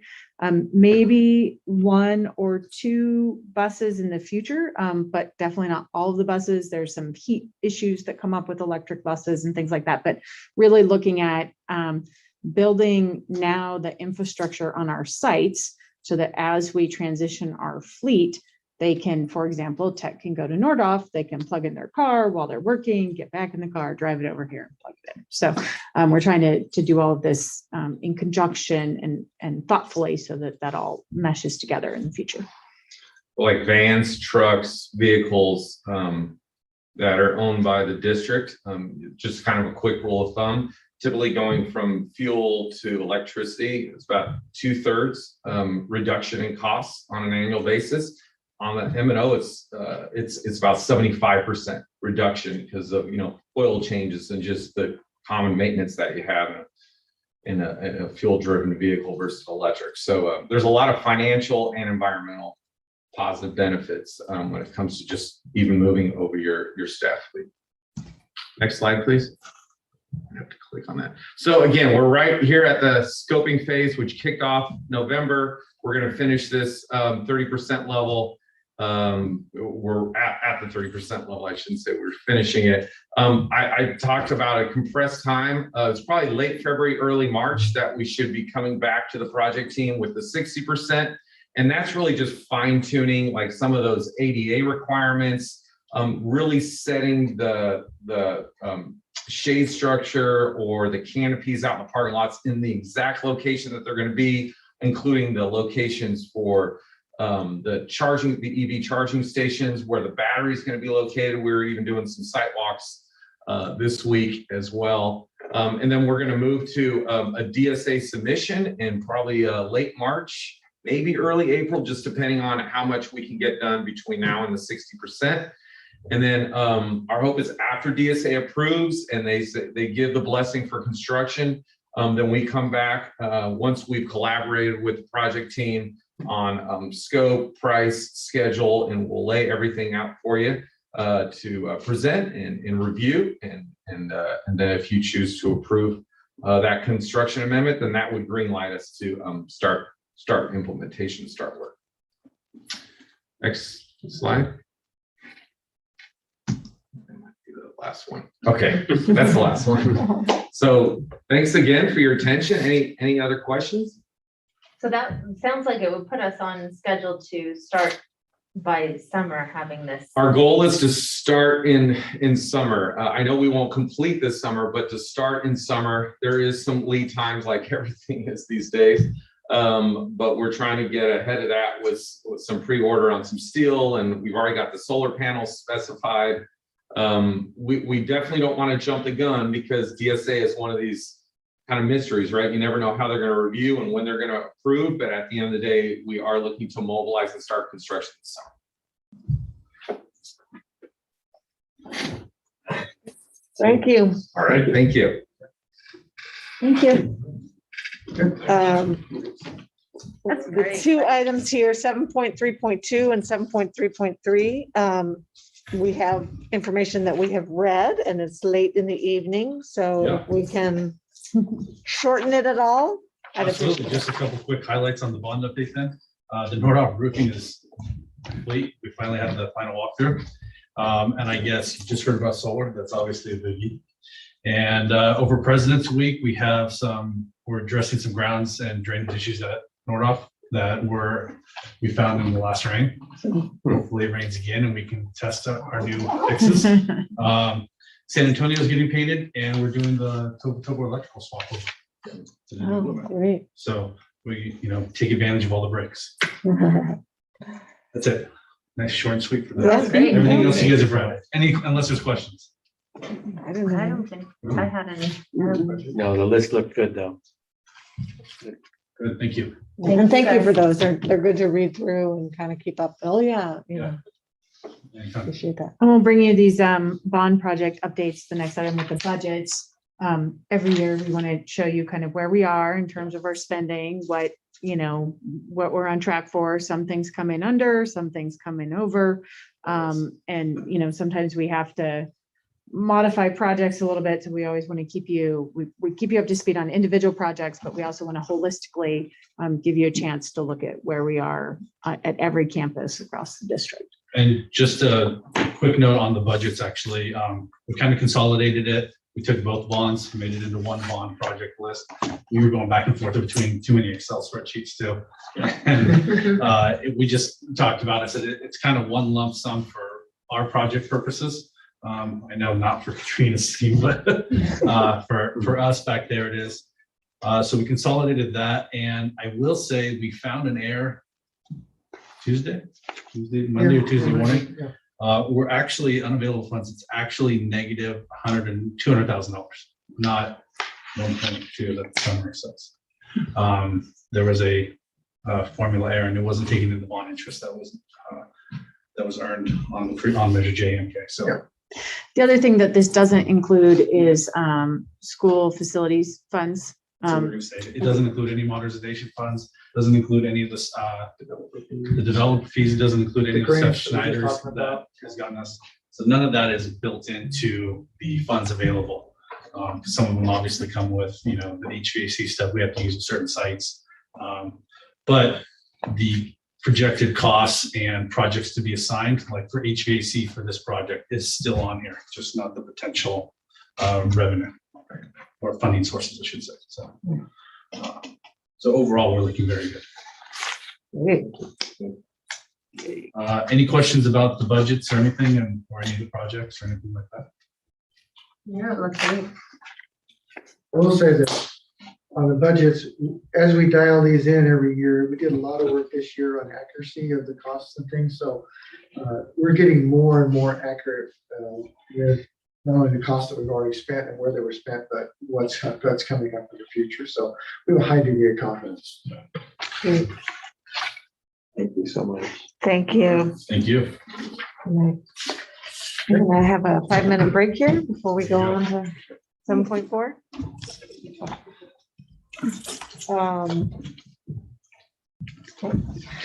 Like we talked. I don't know, David, if he wants to put break on there or not, but I don't think David is. Yeah. Good night. Thank you. Thank you. Thank you. See you soon.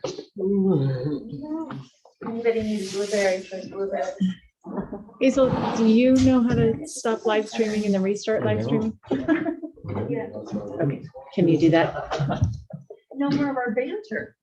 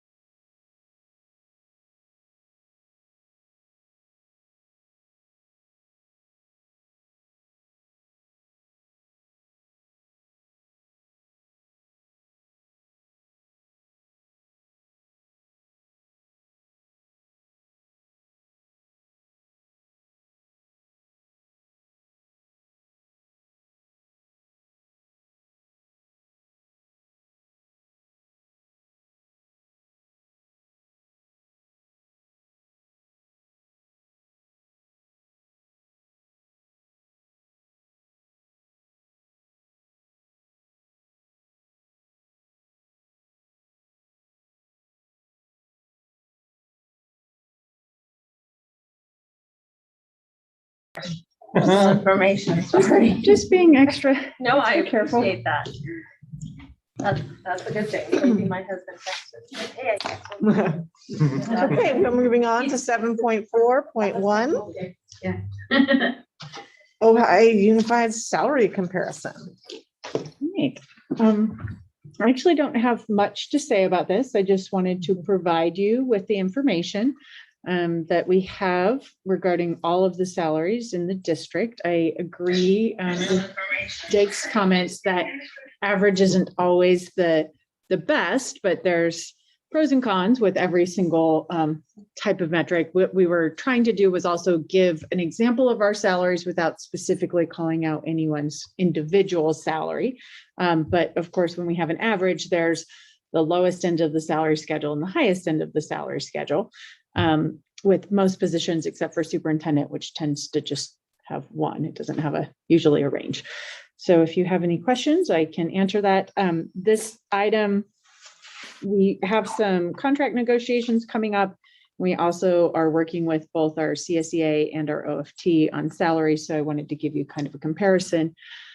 Also, there were some comments in the community a month or so ago about how potentially Ohio Unified administrators made the highest salaries in the county. And as you can see, that's not true. If you take any salary for an administrator and you divide it by ADA, by the number of students, then you come up with different calculations. But regardless of how many students you have in a district, the superintendent has the work of the superintendent. So for example, if you divide it by ADA, my salary is $84 a student and Oxnard Union is $14 a student. So if you were to compare that, I would make 500+% of Oxnard Union, but in raw dollars, I make $60,000 less. So we are not the highest paid administrators. In fact, across the board in every salary category, we are the lowest paid in the county, pretty much every single job category. And Jake's right and shared some data with me. Our housing prices, our median housing prices are the highest in the county. And so we definitely struggle. The other thing that is important to consider is not all districts are funded equally, as you know. We do not receive concentration money. So we have supplemental money for all of our students who are free and reduced lunch, foster, homeless, migrant, but and English language learners. We have been as high as 52%. At 55% of our district, we would get concentration money, which can be thousands of dollars per kid, somewhere usually between $5,000 and $7,000, which makes a huge financial difference. So, Oxnard Union, Oxnard Elementary, Fillmore, Santa Paula, they get significantly more funding than we do based on the needs of their students, which are significantly higher. But what's interesting is that we are right at the cusp, right? So we have been at 52, at 55, we are at a different level. So we have the students with the high needs. We just don't hit that next level for concentration. And so we're really kind of in the worst possible scenario there in terms of our student need and our funding available. Whereas, for example, Oak Park is a similar size district, but they don't have the same supplemental and concentration, so they receive different funding, right? So you have kind of Oak Park and Oxnard on two ends of the spectrum. And so comparing salaries like this is useful, but there's other variables that play into that I just wanted to give you some context for. It also occurs to me that in comparing some of our admin jobs with the likes of the bigger districts, our admin are wearing multiple hats, whereas in other districts, there's multiple people doing those jobs. Right. So it's not even like the per student comparison is really not appropriate at all. Right. That is absolutely true. So it's true in HR, in our business office. For example, I hear quite frequently, well, what does your risk manager have to say? I'm like, well, we don't have a risk manager.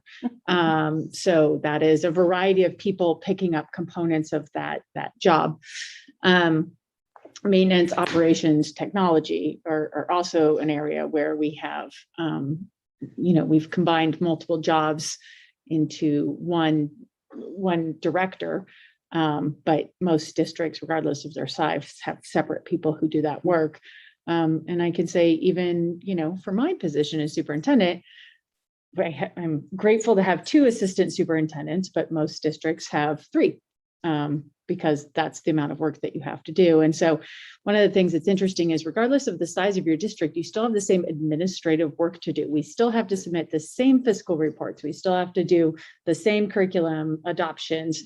And the work doesn't change regardless of your size, but your funding does. And so that is difficult, I think, for smaller districts to work on. And in most small districts, they outsource a lot of their fiscal services. And so some small districts, for example, may not have a CBO, but because they outsource to BSA at the county, Small Business Services Agency, I don't know what they is really, but they do all of their fiscal work. And so our structure is such that we're doing it internally, which means that we have to have the administrative support for those departments. So if you look just straight across at our number of administrators versus other districts, there may be other things that are outsourced, that they're outsourcing that you don't see those costs. But I can assure you that the costs are borne one way or the other, whether it's internal employees or external services. Because the work In is this the work. way, we're giving work to our community. Right, and we're on site and we have a larger degree of control over what happens. So, And I didn't ask you this before, so if you haven't, I don't know answer, that's totally acceptable. But how many districts in the county have leased property that they have revenue on? Are there districts that have leased property that they are receiving revenue on? So even comparing state funding isn't entirely accurate? that's true. I think most districts end up selling their property instead of leasing it. Some lease it. Maybe old school sites. I know Conejo's been doing a lot of work on that.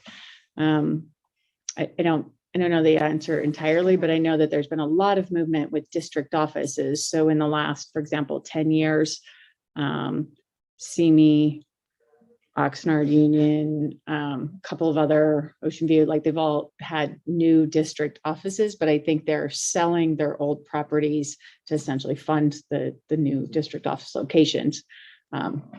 So I think I don't know exactly the answer, But you're right, whether you have, 2,400 students or 10,000 students, your job doesn't change, except maybe you have obviously fewer parents calling or something, but you still have to do all those duties.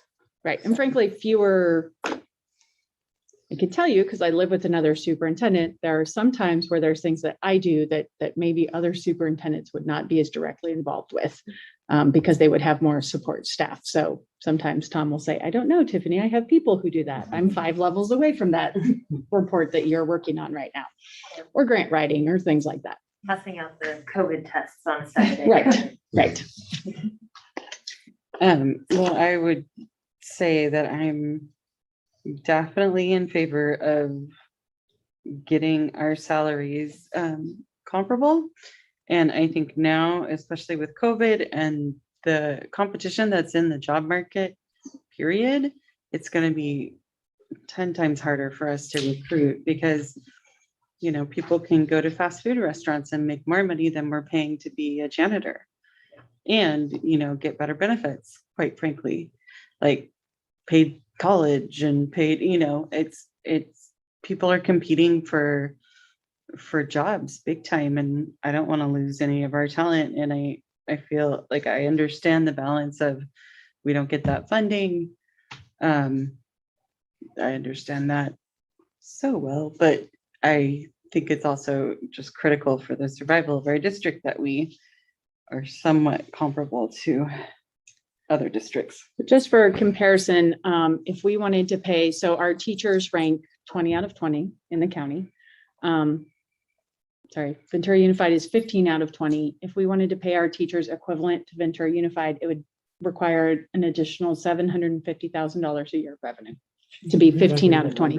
Huh?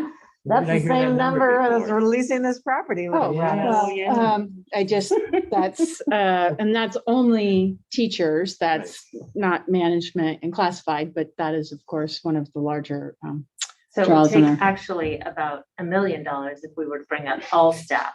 right, to 15 out of 15 20. out of 20. To not Which- quite at the bottom. Which of course, they're also trying to move away from 15 out of 20. So, I understand. so- But also, in thinking about the solution being in a parcel tax, which isn't always the great way to fund salaries, I get that, but are parcel taxes usually that large? $1 million a year? I don't know that they're quite that large, but as you can, well, we have a bonding capacity, right, or a tax capacity. And so, it kind of depends on what our capacity is. So if the board has any desire to have John Isom come back and maybe talk about a parcel tax and what that could look like, just so that we all have a refresher, we could certainly do that.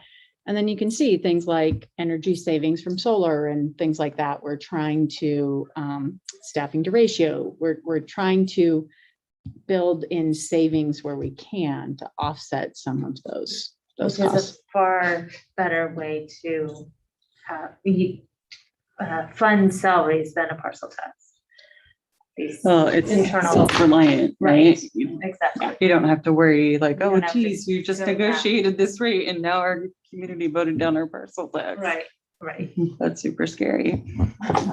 One thing, this talk of us being a smaller district, it kind of covers over the fact that we recruit from the real world. And I think, you referred to that a little bit, that not just keeping people, but getting people and quality people, not people with training wheels, because our environment, when you don't have people, you have to do it all. And that takes a certain level of experience. Newbies have real challenges with that. So it's more than critical. So, which is why, given the responses to development, I am very interested in the parcel tax. I appreciated the discussion of the housing because I know when I first came on the board, well, maybe it was a little before that, 2010, 11, when there was the furlough days and all that, but there was a bit of a discussion, even from staff, that, well, I could go somewhere else and make more money, but, it's really nice here. Like there's something about our district, that boutique size, or that fact that you really know everybody, that it's a little bit more like family. But now, if we have teachers retire, new teachers can't come live here and experience that. So then it's sort of like, well, I'm not going to be able to experience that small town life. Why would I go work there? So there are a few things that Rebecca was kind of alluding to, in addition to salaries, right, which are real, but also things like having TK, so families can save, our employees can save money on daycare, which is quite expensive and can, be equivalent to half a house payment or more.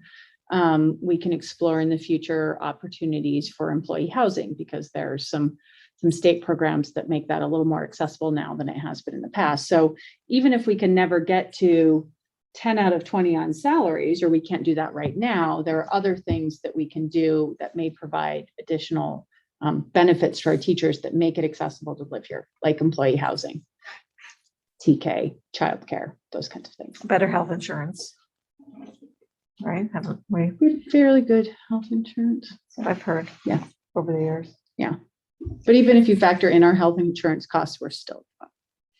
And by the way, I'm not opposed to TK. I love TK, but I don't know. I'm just afraid of pushing it universally and pushing our staff to the point where everybody, because I feel like everybody's at their breaking point right now, and I just don't want to add another thing. But I agree, it is a huge benefit, and that I love the idea of employee housing. That's eventually the only way we're going to get people here. Okay, but Rebecca, you can't do that in Ventura, because that's going to be our ticket to get. So Only have your Ojai hat on right We also do, as a reminder, have the landed program, which is available to all employees where they can receive a significant portion of a down payment. So like 50% of their down payment, and then future revenue from the house would be split with the landed company. But it's a way to maybe get in the door. For some people, it doesn't work for everyone, but it's a program that's designed for communities where it's very expensive to purchase a house, and to help with that significant, 10 or 20% down payment that is hard to come up with when a median house price is $1.2 million. Median though, not average. You just triggered something in my own head. Coastal Housing Partnership, or do we have any relationship with them? No, but I'd be happy to learn more. Okay, because we do, I'm not sure if they're geographic, but we have them at SBCC, and they assist in first-time home ownership and all that kind of stuff. We just got a report yesterday, which is why it's top of mind, and our people saved $500,000 last year. Wow. In aggregate. Yeah, we'd love to have more information about that. Yeah, okay, I'll send you a link then. Do you feel like you have adequate input from the board? Yes. Thank you for bringing that up. It is helpful, and I think it's helpful for the community at large to have that info too. And thank you to Hazel for putting all that together. Thank you. It was Thank you, it was a pretty significant lift. The public can see these averages, but there was a lot of back end work that went into that. Yeah. 7.4.2 Williams report. Is there a motion to open the public hearing? So moved. Second. All those in favor, Shelley? Aye. Michael? Aye. Rebecca? Aye. Jane? Aye. That passes 4-0. There's no one in the audience. Do I have a motion to close the public hearing? I'll move to close. I'll second. All those in favor, Shelley? Aye. Michael? Aye. Rebecca? Aye. Jane? Aye. Passes 4-0. The action, a long night now. Was that a motion to close? Yes. Close the public hearing. Yeah. And then The action is just to approve the report. Okay. Is there a motion to approve the report? I will move to approve the report. Second. Michael seconds. All those in favor, Shelley? Aye. Michael? Aye. Rebecca? Aye. Jane? Aye. That passes 4-0. Okay, boy, get your thinking caps on. Trustee area redistricting. I wondered why David was sitting in the back. Did you just run to Oxnard and then run back? No, I drove. Just checking. I was done with all my other meetings. I thought, why not? Let's talk about this. I think we will be joined by David number 2, as I call him, David Lopez. He loves that area. So David is one of the best demographers out there. Just by way of reminder, we met, maybe it was last month, and introduced a draft trustee area map. And the feedback that we got was basically twofold. Number one, there was some concern with the proposed map configuration in that it kind of shifted board member Chandler over in a way that it would deprive a lot of the voters of an opportunity to exercise their vote in the coming election. The other concern that was expressed was, hey, why are we only looking at one map? We would like some options. So we heard you, we went back to the demographer and asked them to really, again, board presidents, where you put your thinking cap on and come up with a couple of ways that we can really tighten that population deviation, that imbalance that occurred as a result of the uneven growth that was experienced throughout Ojai in the last decade. And we are pleased to present, of course, we'll show you the scenario again from last time, but we have 2 new scenarios for your consideration that really tighten the deviation, that address remember Chandler issues, what I'll call it, and really makes for some very compact and contiguous areas. David, why don't you walk us through these scenarios? Okay, good evening, President Wheel, members of the board, and Dr. Morse and staff. As David number one stated, we came with a couple of different scenarios. This was the old one here. That I understand wasn't necessarily so popular. This was the one that we tried to initially, I mean, first of all, I should back up and say that originally, if you recall, the variance was almost 21% in population shift in all the trustee areas. So we definitely look to get that under 10% and then take it from there and really go under that. I think this was an attempt that was designed to make it look like how kind of close to how your other map looked, given the dynamics. It doesn't necessarily do that because there's pieces of TA3 up top that are red, there's TA5, which goes down the purple area that splits the blue. And of course, the blue area really cuts into areas where, you know, we had to do that because of the change in population. And that was one of the areas that need to be reduced. So this particular look was, I guess you could say it was an attempt to minimize impact, but it's not necessarily the, you know, a preferred look because of the little pieces hanging out there and that here and there and what we had to do from top to bottom to balance it. And again, sometimes as demographers, we do a first iteration that is for nostalgic purposes so that people think that it hasn't changed so much and we can get it to balance. And we did get it to balance here. I think this one was about 7% variance, down from 20%. David, let me just clear that. So our original maps from 2010, there was a variance of 8%. But you're saying with the new numbers, those same areas had changed so much to make it 21%. Correct. When you went by the when you created a trustee area map and approved it in 2019, that, and a lot of districts did this, they did it using the best information possible, which was the 2010 census. Then with the advent of the 2020 census, you know, everybody has to go through this process and look at whether they need to redistrict or not, based by population changes. And it turns out using the 2020 census and applying it to your 2019 created trustee areas brought up a variance of 20.7%. So that had to be reduced down to 10% or less.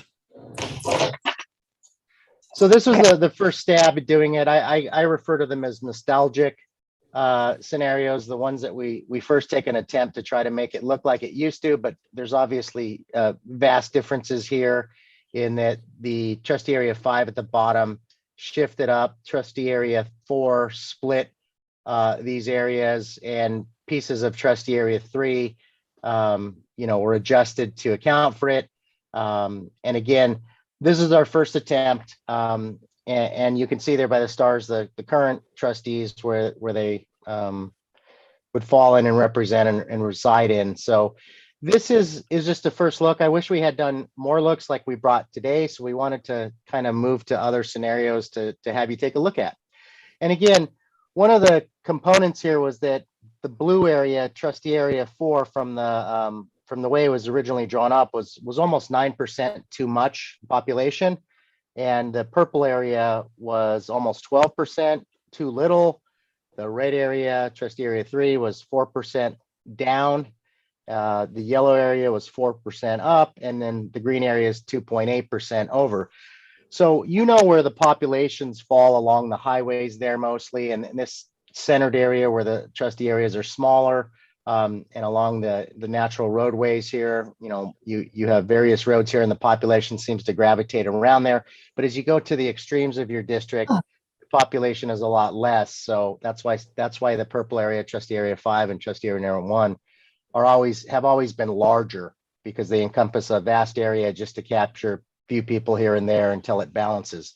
So what we look to do in scenario 2 was kind of compact this. We knew we had to give up some population in the blue area, trustee area 2. We moved the red area a little bit further, I guess you could say southwest. We shifted the green area, trustee area 2, a little bit over just to capture as little as possible on the other side. And then we wanted to leave the yellow area kind of looking like it was before. So it wraps around here and it continues down the bottom. It wraps around the green area. And we think it's a very compact and contiguous scenario for your consideration. Up top, the purple area kind of moved into the red area. The major population centers, you know, in some of your denser areas, you can just shift a couple of blocks and capture a lot of people. And that's what happened here, where you see the star where Trustee Shanahan is. We extended the trustee area number 5 into that area. And just that little move captured enough population to balance. And so this is one look we'd like you to consider because as council said, it is compact and contiguous, and it provides very little variance. If you go to the data sheet. Yeah, this is a 2.1% variance, which sometimes they say that's as good as they get. I have one that's also low. It's a little bit higher than this. But what it also does is accommodate, you know, potential growth in the next 10 years, because you're not going to have to do this again until 2030 when we look at the 2030 census and apply it to where the population is with these areas. So that said, this was just a scenario we drew up that we thought, you know, it might be something that you'd like, or that there'd be both yourself and community feedback that it's a desirable look.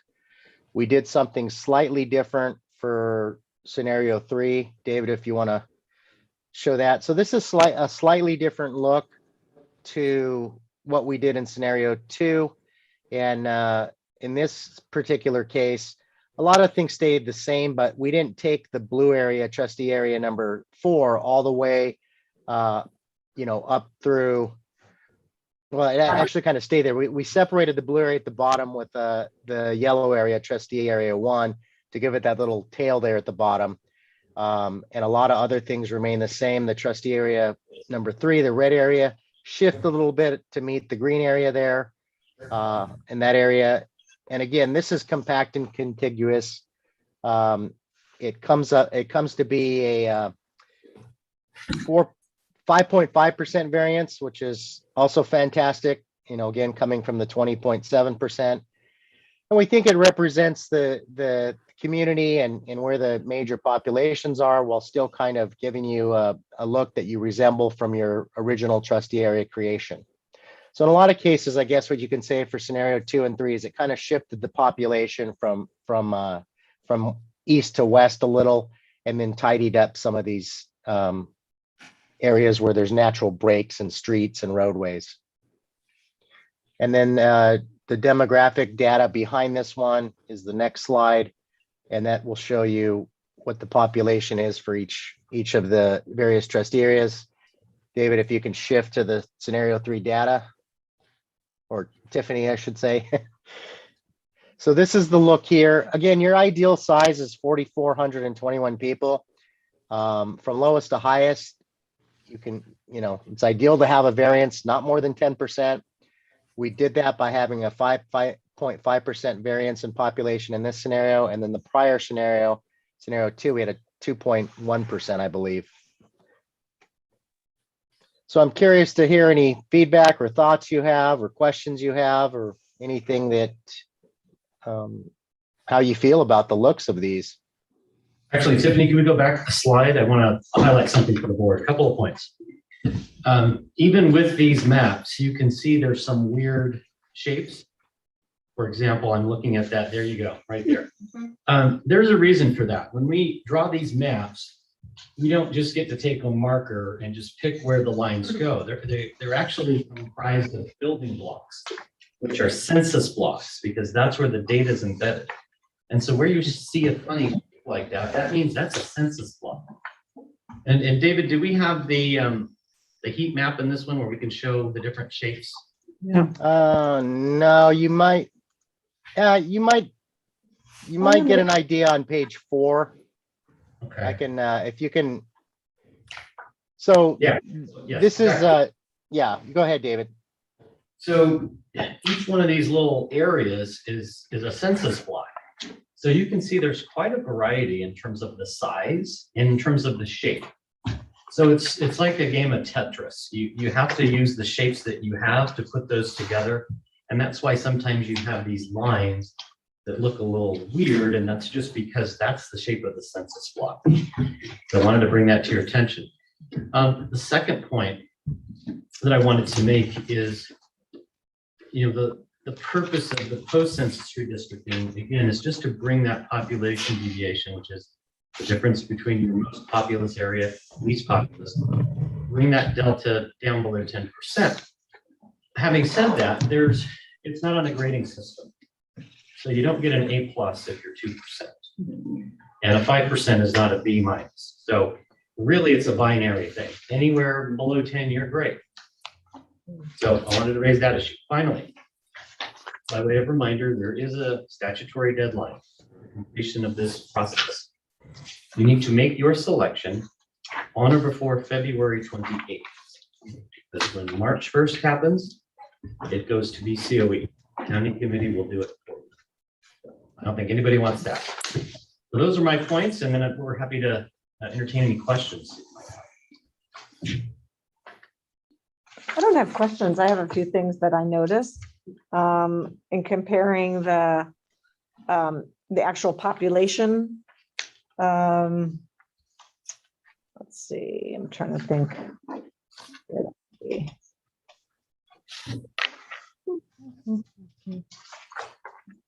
Maybe it's just one page, page 3. Not sure if that's the exact page, but so the total population over age 18, and the breakdown. So then I compared it to the trustee areas.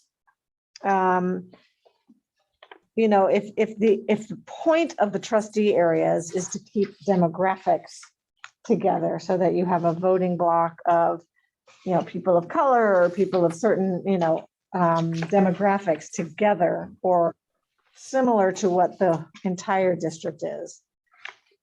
They're all pretty close to what we originally did and what the actual, 19.5% to 21%. That doesn't scare me. 10% to 9%, 14% to 17%. It's like the demographics look, they look best on scenario 2, but they're pretty good everywhere.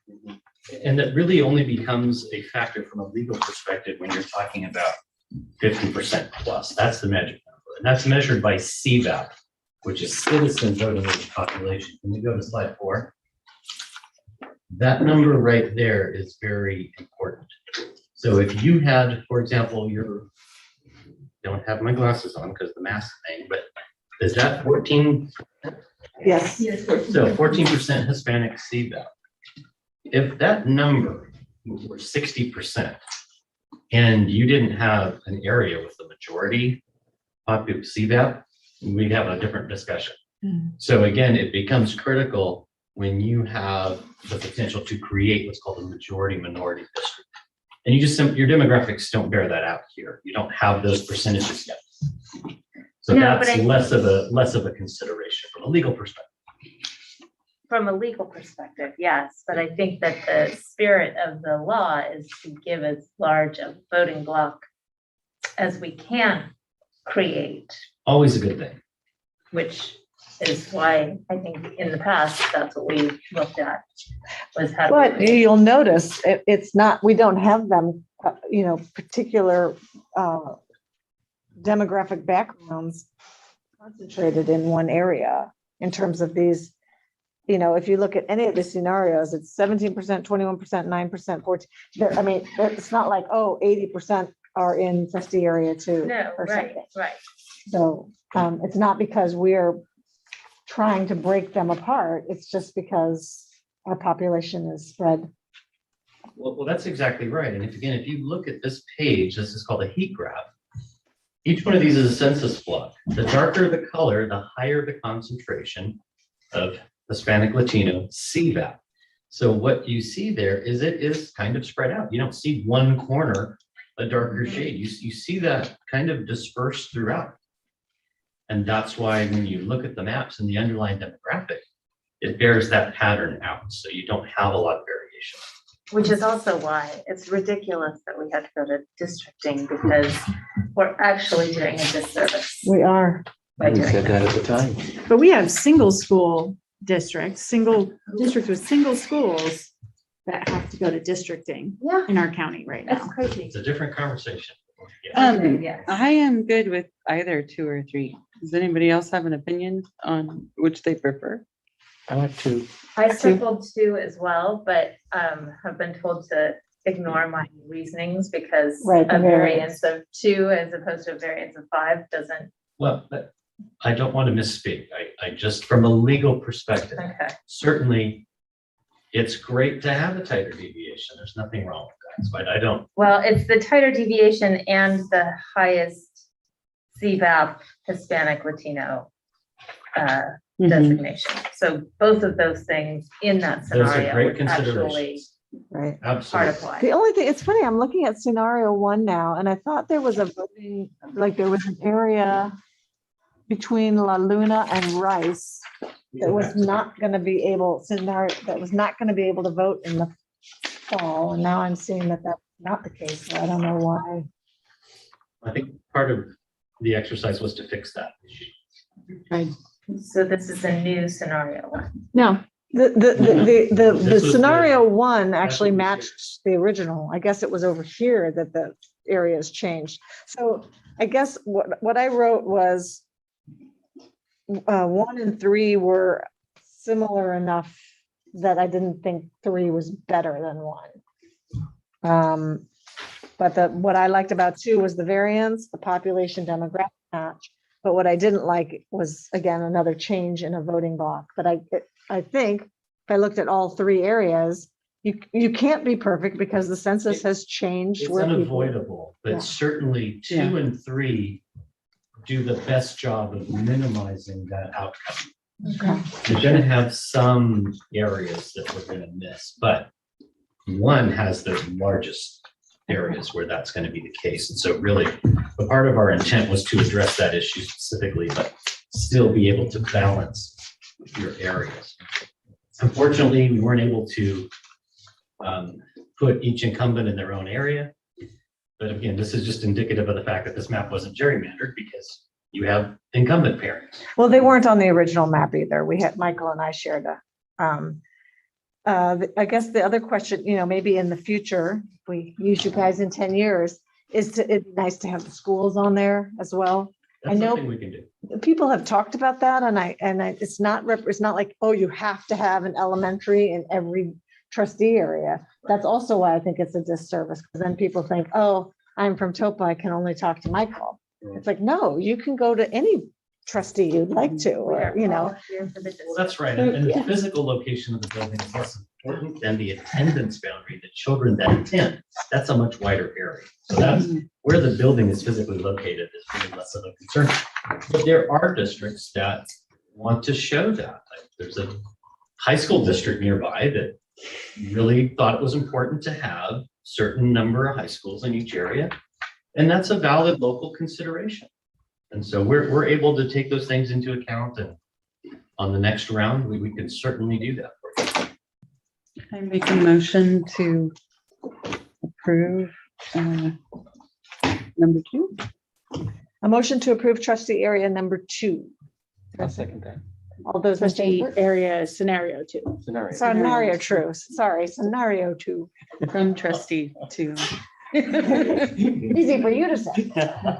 Shelley, Yes, aye. Michael, Aye. Rebecca, Aye. Jane, aye. That passes 4-0.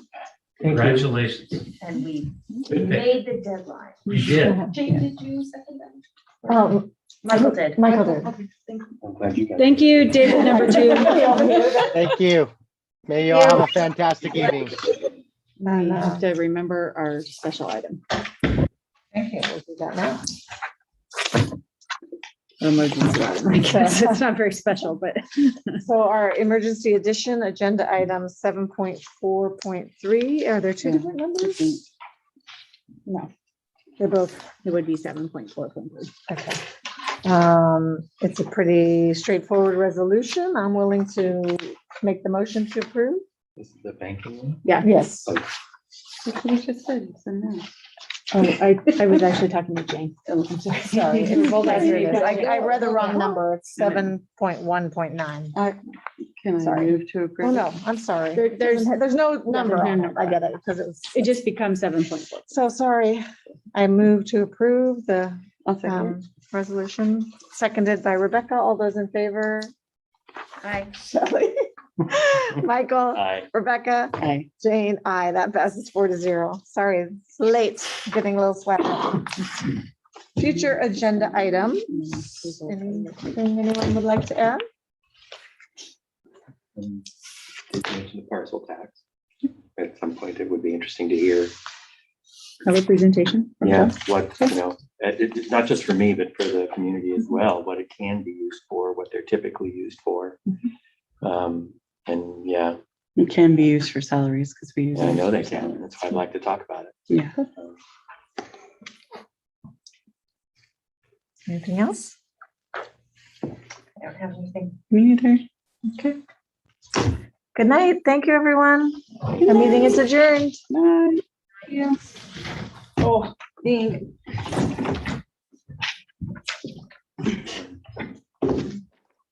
Oh, yes.